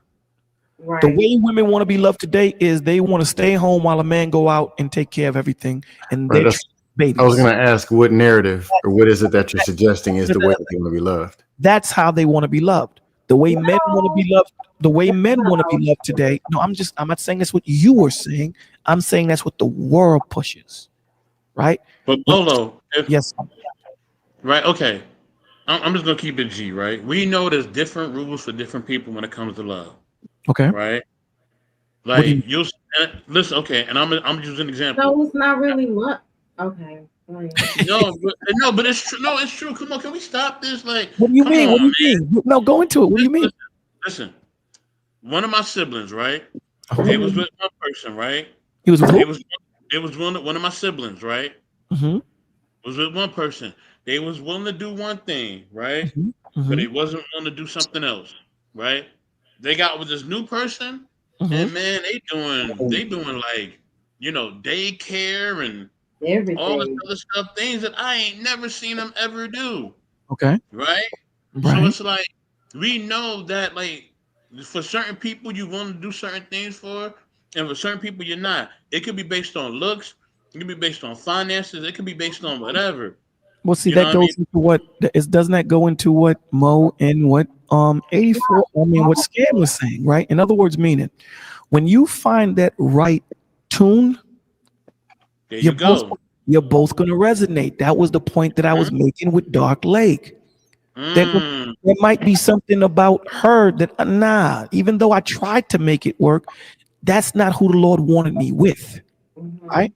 So now when I mm, meet that woman, we we moving on all cylinders. We're moving on all cylinders, and vice versa. That dude that you was looking for, the Lord didn't want you with that guy, but the one that you do find, you're moving. There's certain things that you take from him that you wouldn't take from any other man. There's certain things you take from her that you facts. wouldn't take from any other woman because of that connection that you guys have created, and know that this is something deeper than you. This is something bigger than you. See, this like that we talk about, it's confined to just two people. That's what like is. It's about just me and you. I like you, you like me. Let's just keep it here. When you're talking about that love, brother, that Scam is talking about, that love that Christ is pushing, it ain't about you. It's bigger than you. It's about you two and him. I'll talk about two different versions of love, I Talk, guess. talk to us. Okay. The first version is the one that's being neglected. And I'll use a like example, but I'm trying to express love. Just hear me out. When you're in fifth grade and there's that cute girl with the funny looking hair and the glasses, you ain't got no money, you ain't got no rims, no gold teeth, nothing. But you're following around, pulling her hair, or she got that dude and she's following him around with a soccer ball. There's no money, there's no high value, none of the junk. But there's some kind of connection, some kind of energy, something intangible that draws these two people together. Mm-hmm. Just like when two people are grown and supposed to be married, the most common thing that we do is communicate. Where man is with his wife, the AC ain't working, and they're sitting on the couch making it work, saying, I guess we'll get it fixed tomorrow. Or they're sitting in the car, just chilling and having a good time for an hour. It's not about some big movie, some big thing going on, but it's the little things. And these two people are connected. That type of love.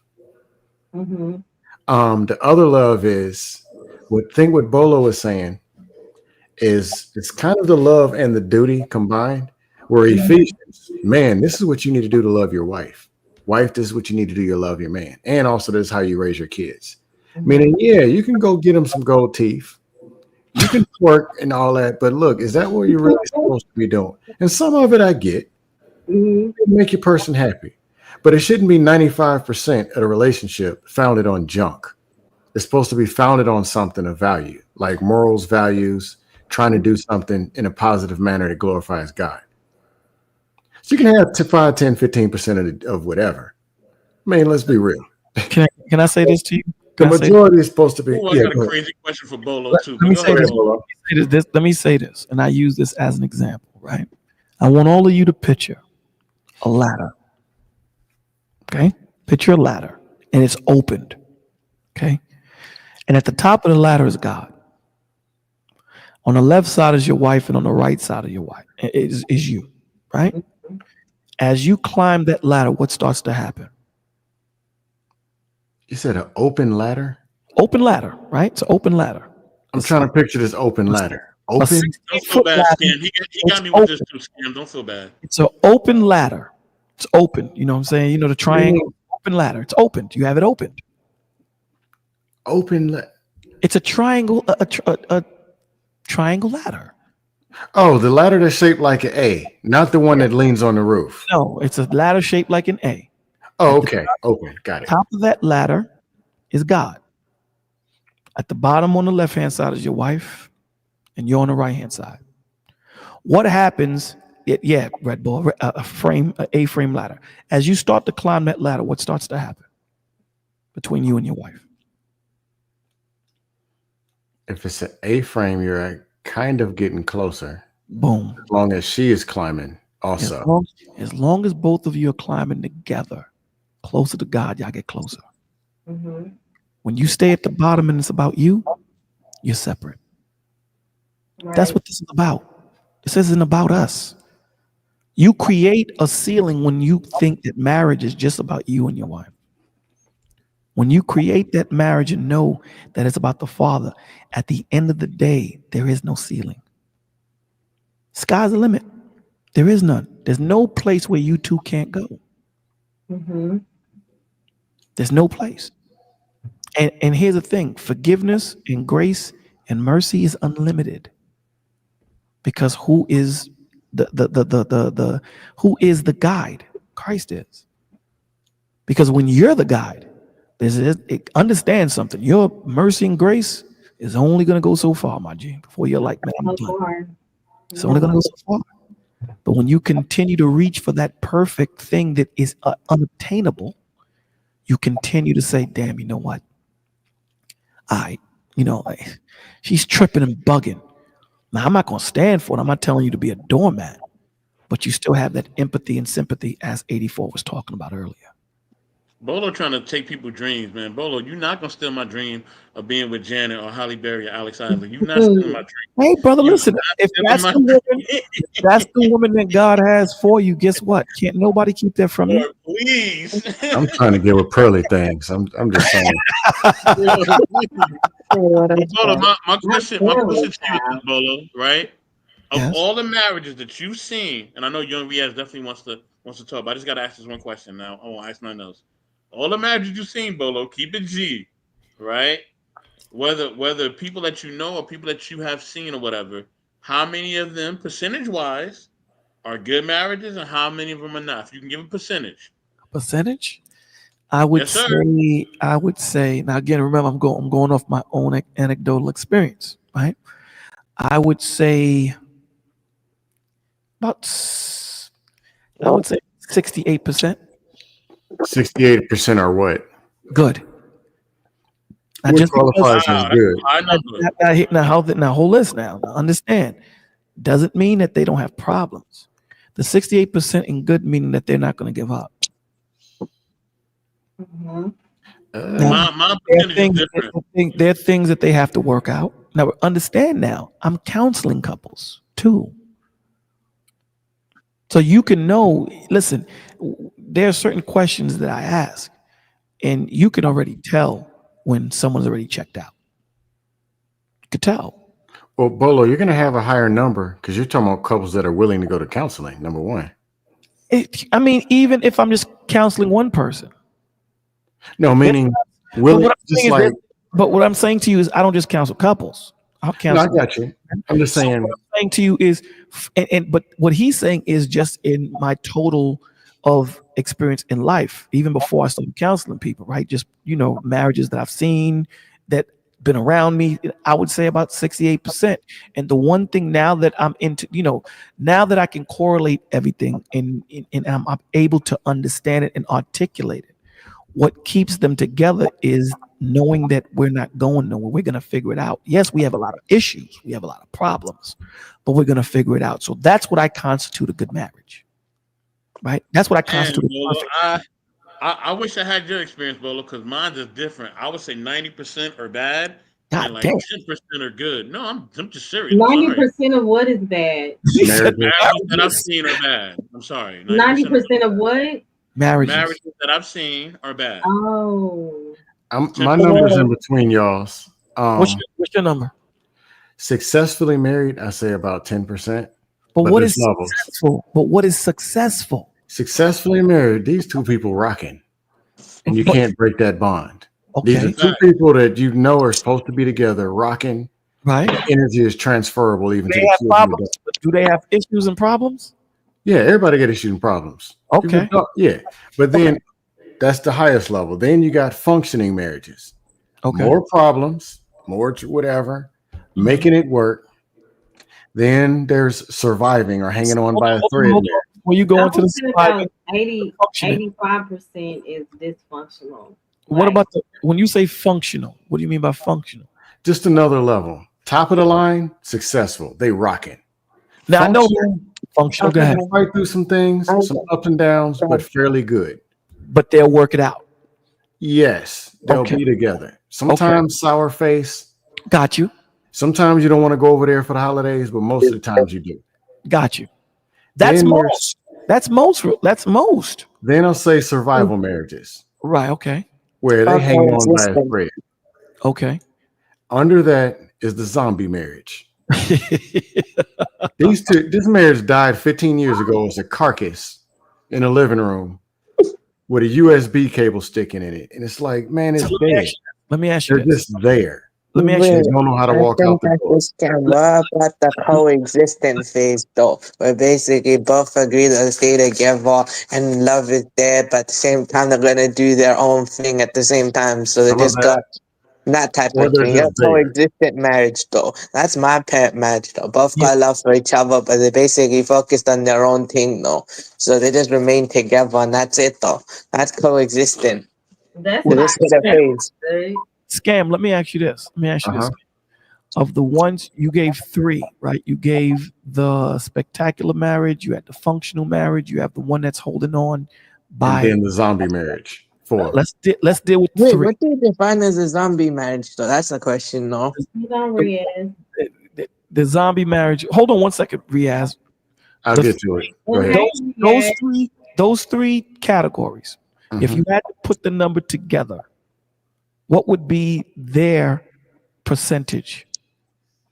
I'll say 10% successful, Okay, 20% functional, that's 30.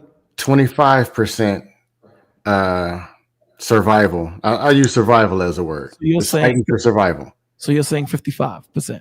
Then the zombie. Forget is, the zombie. Forget the zombie right now. Okay. So you're saying because here's the thing: as long as you're willing to make it work, it's a workable marriage. That was my next point.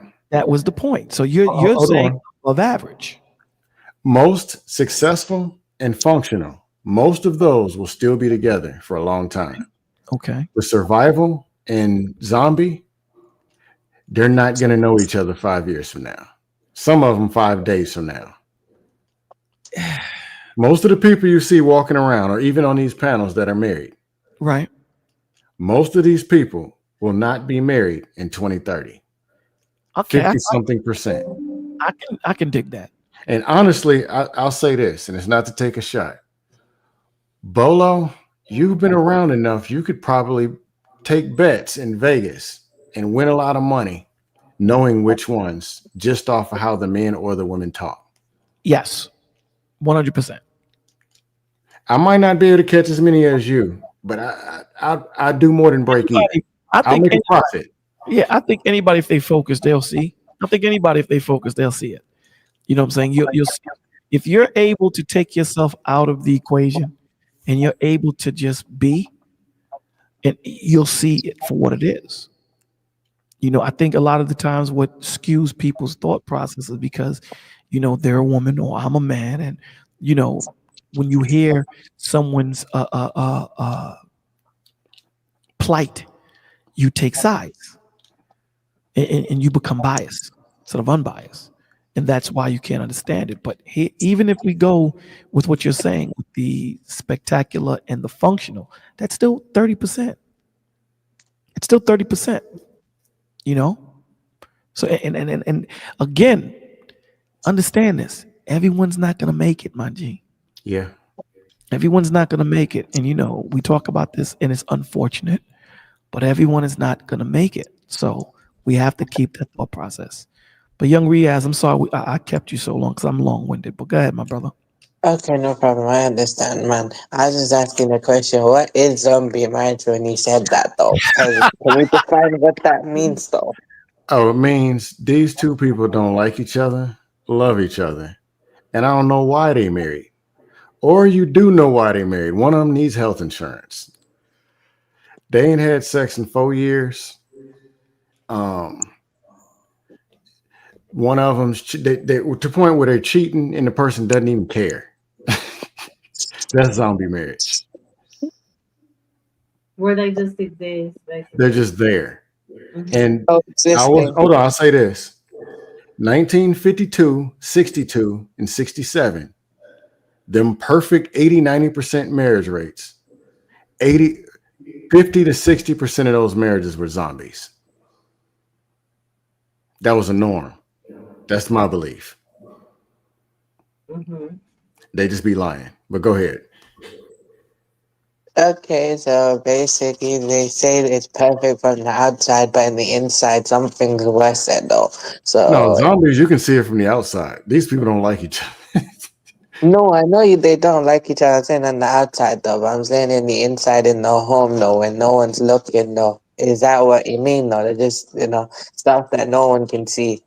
No, you can see zombie marriages. You can see them. Oh, The okay. two that are easy, the two that are easy to scope out is the zombie and the spectacular that he was talking. Yes. Those are the two that are easy to kind of see. You can see those two from a mile away.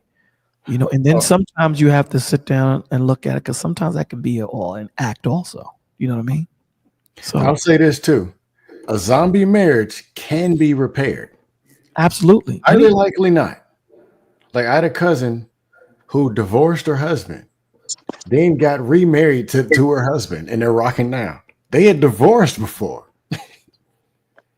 but there's also successful marriages that can crumble. Highly likely not, but anything can happen. It's like, hold up, y'all too? What? Man, I love man. This is my soulmate. They can crack Okay. too. I agree. I agree with Scam. But Most highly marriages likely are not. bad. Most marriages are bad. I hate to say it. Mm-mm. Hey, most marriages are bad. I'm sorry. I hate to say it. I'm sorry. I I hate to won't say it. say bad. I'm gonna say it. Well, It's all right. You ain't got to. I'll say it for you. I'll say most marriages on a It's scale of crazy. 1 to 10, most marriages rank about a 4. But Mo Love, I wanted you because you Well, maybe 3.5. I'm thinking about it.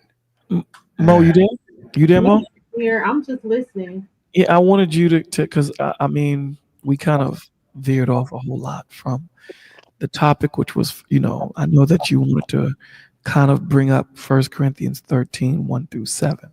It's still No, within the conversation though, but yeah, yeah, so go ahead. I think a lot of the issue is because we don't emphasize uh, what the scriptures say that love truly is. And World Class mentioned it earlier. Um, First Corinthians 13. You can the first scripture start out. um, I lost my place. Y'all. I can get it for you. You want me to read it for you? It's so long. hey, yo, Riaz, what are you eating? No, What are this you is eating, nice bro? part. Oh, a freeze pop. You Yep. want Agree as always. yeah. You want me to read it for you, Mo? Or you got it? Yeah, that's cool. You want me to read it? You can. I Okay. just kind of lost my space. Okay. Um, hold So on. I'll read it, and then you just let me know when you want to jump in. Okay. I was just gonna go verse by verse. Okay. So go ahead. You got it.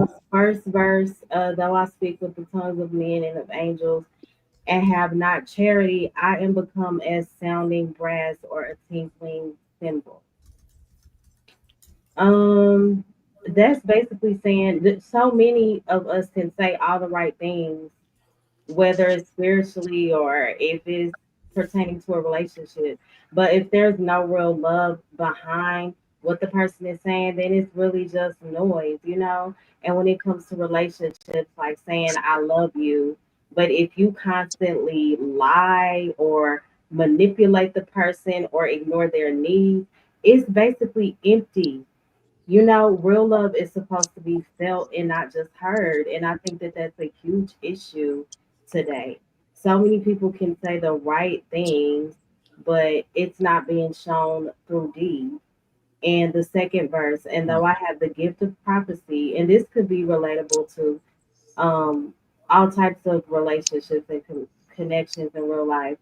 And though I have the gift of prophecy and understand all mysteries and all knowledge and have not charity, I am nothing. So no matter how deep or how wise you may think you are, spiritually powerful, it's pointless if love is not implemented. You know, because love is key in our relationships. Even when you like a person can pray over you if in relationships and still cheat. And I think sometimes we get caught up because we focus so much on the little bit of good and we don't pay attention to the manipulation that can happen. Or even when it comes to women, like you could like uplift your man and give him great advice but still belittle him. That's not really operating love. And love is the foundation. Um, that really keeps things together. But the thing is true love. And I think that's what's missing. We don't really know like what it is, you know? So do you want to expound on that? Like the first verses I went over? Yeah. I'd like to expound on it real quickly. I'd like to add something. Okay. Um, ladies and gentlemen, we're lacking love. Oh, love your women's. Oh yeah, go ahead. Y'all got it. What is that? Is that your little Yeah, it's a I little never damn cute. forgot the So, harmonica? so going off what Mo just read, right? 1 to 3. So basically, what it's saying is you can be an eloquent speaker or a brilliant thinker. You can be a miracle worker or a generous martyr. But Mm-hmm. if love isn't the motive, it's just noise, right? That's what the clinging symbol is. It's just noise. This strikes deep because God doesn't just look at what we do; He inspects why we do it. Mm-hmm. That's what's important. Love is the currency of heaven. Everything else is monopoly money. So I know young Riaz wanted to get involved in that. Go ahead, young Riaz. Okay. So is it probably also it's also with inside too though you know like when you say though it's not just when you do it from the outside as well, so you have to do it the inside too though, because sometimes it's also within as well though, because it's not just applied when you're actually in a relationship, it's also applied to yourself though. You can tell yourself that you feel positive and you're good and you love you, but do you actually feel that as well when you actually spend that type of thing though? So it's kind of deep as well, though. And when you say you actually love God as well, is it really within your heart as well, though? Because you, that's because God knows though if you actually love Him or not. Because it's within your heart as well. Because your heart, it's like a black mark or it's like a fire basically. Say it's like fire or light, where basically that fire or light increases depending on your deeds though, and the more and more bad you do, the more and more it dims. And when it actually extinguishes or when the light is gone now, your connection to God is gone now. Or like basically your heart. Let it say it's a black mark in your heart. The more and more it spreads, the more and more it becomes black. And when you have a black heart, your connection to God is gone now. So that means that when you actually pray with a black heart, it means no tears and it means nothing because your connection's gone now. So it's kind of deep as well. Yeah. Mm-hmm. You know, I wanted to read the fourth verse to what you know. Bro, I think we were on 3. Yeah, but that still goes into what I said as far as, you know, all of that stuff. Because remember, what he's writing to the church of Corinth, and the church of Corinth was caught up on outwardly things. So this is why Paul is speaking the way he's speaking right here from 1 to 3. That all of that outwardly stuff means Personally, nothing if it's not mhm, based in the spirit. If it's not based with love and your motivation isn't love, it means nothing. So yeah. that's when he goes into verse 4 and he talks about love suffers long and is kind.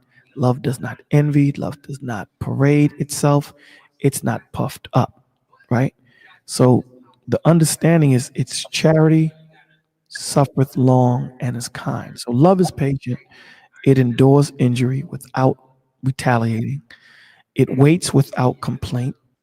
Love is kind, not just passive, but active in doing good. This is God's posture towards us, even when we fail Him, right? Can we Mhm. mirror that grace to others? Can we be these things to each other? And this is why we do what we do. This is why we're up for so late. You know, we're trying to emulate what the Father does for us, and we're trying to be that one to another. We're trying to create that environment that people can be safe and to have these conversations, these real conversations, and come to conclusions and come to to solutions, opposed Mhm. to always just throwing, spitballs against the wall and see what will stick. So I don't know if you want to respond to that, Mo Love, or add to it. So yeah, when it speaks of love suffereth long or charity suffereth long and is kind, charity envieth not, charity vaunteth not itself, or is not puffed and is not puffed up. So love is patient, and a lot of times we don't see that today. We're not really patient with one another. That's why I'll often ask, like, is what we the way that we view love, is it really love? Like, are we really using that term too loosely? And absolutely, we are. Love is kind, and when things aren't perfect, and I think a lot of us look for perfection. A lot of us approach things with the critical spirit because we're broken, so we can't see things through a more positive lens. It just is so many dynamics to the topic. And when it says love doesn't envy, that's so true. Like, real love doesn't get jealous of anything, whether it's in friendships or when it's with your partner. Um, it's not arrogant. It doesn't act like it's better than the next person. Love is gentle, it's humble, and it leads you to a place of security. So what people view as love today is not. It's Mm. not from what I see. Mo, I think people do. People do. I do. Oh my gosh, I'm getting tongue tied. Sorry. I think people do want to have patience and all those things when it comes to love, right? They don't. Hmm. They don't It's want to envy and all those other things, right? But I think also at times, and you're right, that's what love really is. I think also at times when people are administering love, people are taking mhm, their love and they're taking it for granted, right? So right. yes, people do need to be more patient and things of that nature. Of course, you are right. That is a problem. I also think the other problem is that when people are showing that love, you know what I mean. People are taking it for granted, and then they're casting their pearls to a pig, and then that makes them be like, you know what, forget it. I'm not even gonna even try to do this ever again. You know what I mean? Hmm. So, yeah. Yeah, I agree. Mhm. Scam, did you say anything? Or I mean, did you have anything for that or no? No, just some dust. Oh, good. Now, well, I'll just say this. In a lot of conversations, love is one sided, where one party is trying to tell the other party what love is based on what they're deciding to give versus what the other person needs and what the other person feels. And that doesn't work. Right. That's all I got. I definitely agree. What was the verse? Was it 5? Yeah, you're at 5. Does not believe rudely, does not seek its own, it's not provoked, thinks no evil. Uh, verse 6 does not rejoice in iniquity, but rejoices in the truth. And verse 7 bears all things, believes all things, hopes all things, endures all things. Mm. So verse 6, love doesn't rejoice in iniquity, but rejoices in truth. That's true. Um, rejoices not in iniquity. But how many times do we see people rejoice when they see people going through like their worst moments? They See find, people, people, especially in relationships, Mo, people find, right? when they feel like, when the other feels that they're not being heard and something happens to the other, they rejoice in it. Like, yeah, you see, you know, love doesn't cheer when someone fails or falls into sin. It doesn't take pleasure in gossip or destruction. Instead, it celebrates honesty, repentance, and righteousness. Love wants to see people healed, not exposed. In Oh, this, that's so good. You said love wants to see people heal, not exposed. so that's what we're trying to create. And Mm-hmm. that's the part of where duty, because again, all of these things have to be fostered, right? Love is the vehicle that we all sit in, right? All five of us are sitting in this car. But what makes the car move? Duty. Love is the vehicle. Duty is the gas, the propellant that's in the car that keeps it moving, right? Because without that propellant, we can't move. We're just sitting in a case. It's not getting us nowhere. And here's the thing, and I think this goes to what Scam was talking about. We get so caught up sometime in movement for progress. We Mm-hmm. think movement is progress when it's not. So, yeah. Right. And then when we look at the last verse, right? Beareth, believeth, hopeth, and endure all things. This is the crescendo. Does everyone know what a crescendo is? Mm-hmm. Yeah. Mm-hmm. Yes. So crescendos, for those in the chat that don't, crescendos is like if you listen to operas. It's Mm-hmm. when that portion of the song starts from a low portion and it gets loud, right? That's the ending. It's blow up. Same thing like in a movie. This is the culmination. This is what you've been waiting for. You've been waiting for this one part. That's the crescendo.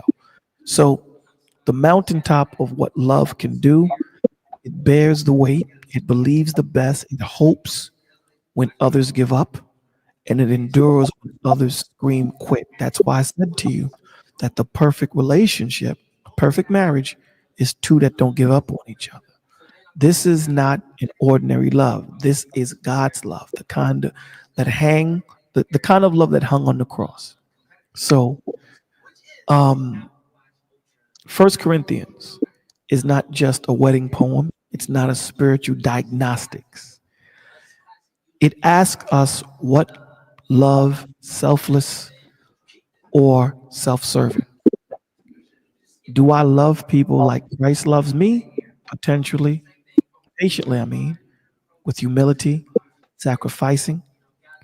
This kind of love is not natural, it's supernatural. It's the fruit of the Spirit, not the work of the flesh. We can't fake it. We must abide in Christ and in his love will flow through us. That's why I said that's the difference between like and love. There's a difference. There's a difference. So It's a big difference. so the next time we're tempted to impress with gifts, knowledge, or acts, let us first ask, is love leading this? Because in God's kingdom, love is the measure, not the success, not applause, not Mhm. sacrifice, but love. So, yeah,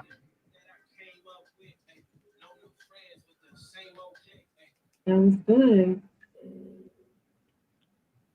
we came to an understanding, man. And that's all we need to do. And that's what we should Abby always said love is addiction. do.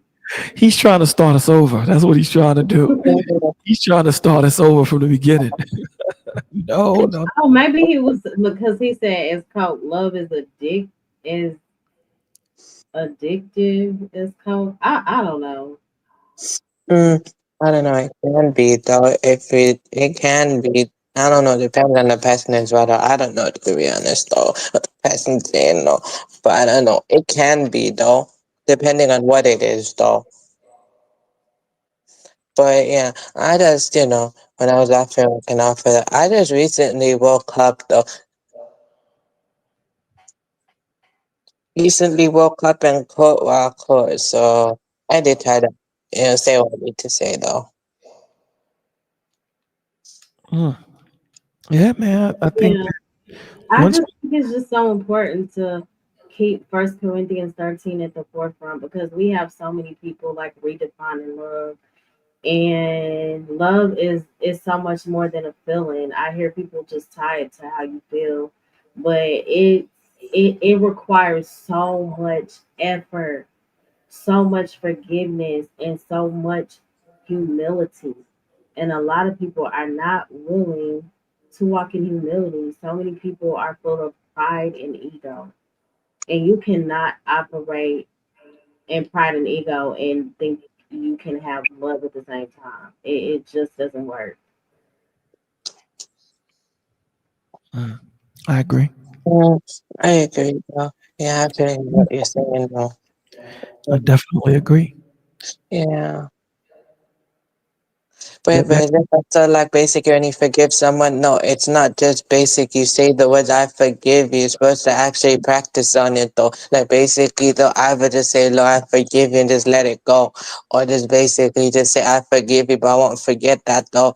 Like you can forgive and forget, or you don't have to forget though, but you have to forgive. So you're not just forgiving for the sake of forgiving. You're forgiving because it's actually helping you though. You're doing it for your own benefit though. Just because someone did you dirty though in that type of way. It's not just because you're forgiving them and you're forgiving them to let them off the hook. You're doing it because they actually help. You're doing it for your own good because if you keep holding it on with your own heart, it holds you back though. And that's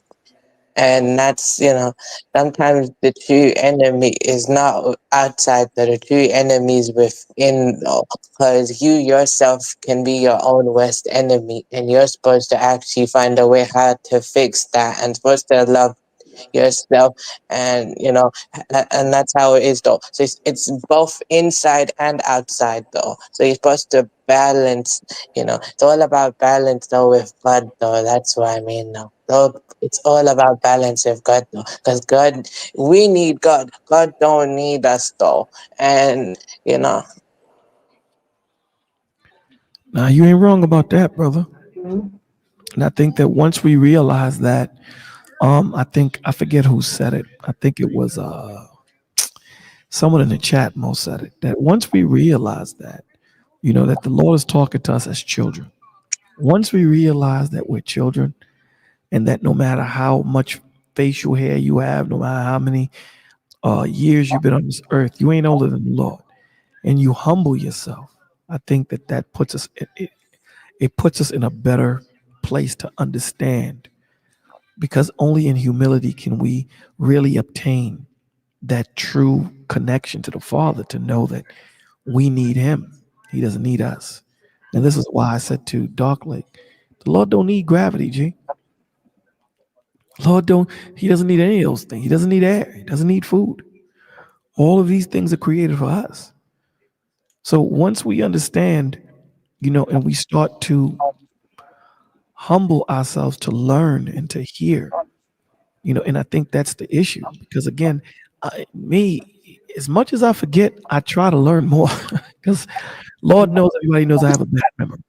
I forget stuff. I promise you, I Me forget stuff. too. So I'm the perfect one to do a crime with, because if they put me on a lie detector test, I'd be like, man, I don't remember doing that, dog. I Mhm. promise you, I don't. But I try to learn as much as I can to understand, because that helps me to be a better father, husband.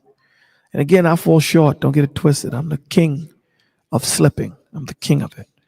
But it Mhm. helps me to understand better, and that's the key to it. Ever learning, man. Yeah, and that's why I wanted to like the first verse when it's pertaining to love, saying how you can say all the right things, like though I speak with tongues of men and of angels and have not love or charity, I'm becoming sounding brass or a living symbol. And that's just a warning against like people using sweet words or just spiritual language to really mask a lack of genuine love. And I think we see that a lot. So many people speaking the right things, but if you don't speak it from a place of love, it's pretty much pointless, you know? Yeah, It means nothing if your actions don't align. That's right. what I'm saying. But if we're looking at it scripturally, right? Mhm. The reason why Paul put that there is because again, It annoys me too, if I'm honest. Like, when I tell you I get so well, frustrated and annoyed, like it's like people playing a game, well, you know, like the reason, saying the right things, but their heart is not in it. And when like you're truly connected and you're doing things from a genuine space, it can be like it gets frustrating, you know, because so many people are great talkers and they appear like to be really deeply spiritual and their heart is nowhere connected to the things that they say, like they are not living it out and it shows. You can feel it, you can hear it, and it is just frustrating to me a lot of times. It's like, okay, you're saying this but you don't act in us, you don't have kindness dwelling in any part of you, or patience, you know, or forgiveness. So what's the point?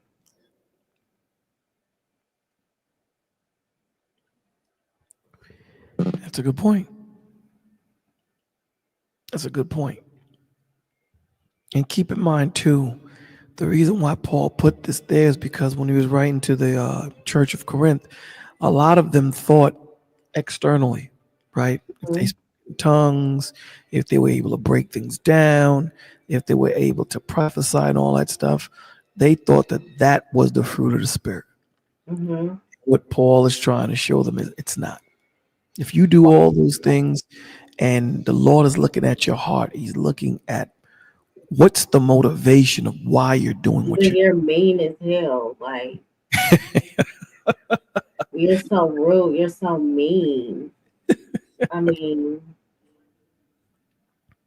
doing. If it's not done from a place of wanting to do it and loving to do it, then he tells you don't even do it because it's like you didn't do it at all. So that's the point of this, right? So, is it self serving, right? It, the are people giving this information to propagate themselves and put themselves on a higher level or pedestal than you to make you look like you're not worth anything and things of that nature. So these are all the things that he's speaking towards and speaking for. So right. yeah, it's important. It's important to understand the nuance of things. Mhm. And here's the thing that we have to learn, and it's hard. You got to put your personal feelings aside when it comes to the. Yellow. Mhm. You got to put your personal feelings to the side because he doesn't care about your personal feelings. Vaughn made a good point. Thank God for a humble spirit. Yeah. Absolutely, Yeah. absolutely. So the Lord doesn't care about your personal feelings. He Mhm. doesn't. It's His way because you know why it's His way. He knows better. That's the point. And once we can all get on that page, things will move so much better, so much smoother. So Yeah, I agree. yeah, I think you broke it down nicely. Withdrawing the addiction takes some time. Aviola, we're okay. I don't know where his mind is. I think he's saying the thought process of the way, like in addiction, just because you know you have an issue, it doesn't mean that it happens overnight. That's where I think he's coming from. I could be wrong. Mm-hmm. Okay. Okay. I Yeah, could, I definitely could be wrong, but that's where I think he might be coming from. because it was just random. Yeah, yeah, yeah. But you know what? Too sometimes we can be. Well, I know I can be long winded, and sometimes those texts or those things in the chat can come, and we not see it. And then when you pick it up, kind of the moment has passed. Hmm. So do y'all want to get final thoughts? This was good. This was great. This was awesome. Really good. And you know what? I appreciate Dark Lake coming up because Me too. him uh, asking those questions and his point, Hmm. it's good that we were able to go into it and dissect the difference of, in how attached love and duty is, and Hmm. how you can't separate the two, although we try to. They're both they're intertwined, tightly woven. So I appreciate him coming up there and allowing me and allowing the Holy Spirit to work through me to give that explanation. So I Hmm. thank him for that. Yeah, shout out to you, Dark Lake. I appreciate you so much for coming up. And wherever the hell he is, it's still daytime. But Who? Dark Lake? wherever the hell he is, I seen him earlier today before I Yeah, I fell asleep. noticed that in the background. I'm like, Cali's only 3 hours Yeah, behind. it's still Yeah. It's daytime. still got daylight. 6 o'clock, 5 o'clock over there, wherever the hell he is. So I don't know Mm, what he's doing or whatever background he got. It looked like it's daytime. right. Vaughn made a good point. He said some people confuse obsession with love. And I Ooh, tell you, listen, yeah, that's yeah, the truth. absolutely, absolutely. That is the truth. I'll be dropping the bombs, huh? Hmm. Yeah, that's good. I had to give Vaughn that bomb drop. Yeah, obsession is a real thing. Ooh, all right. So you want? I think you asked if people want to get their last words in. Hmm. Riaz,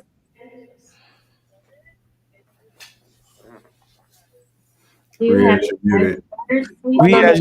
Riyadh had that bebop pose.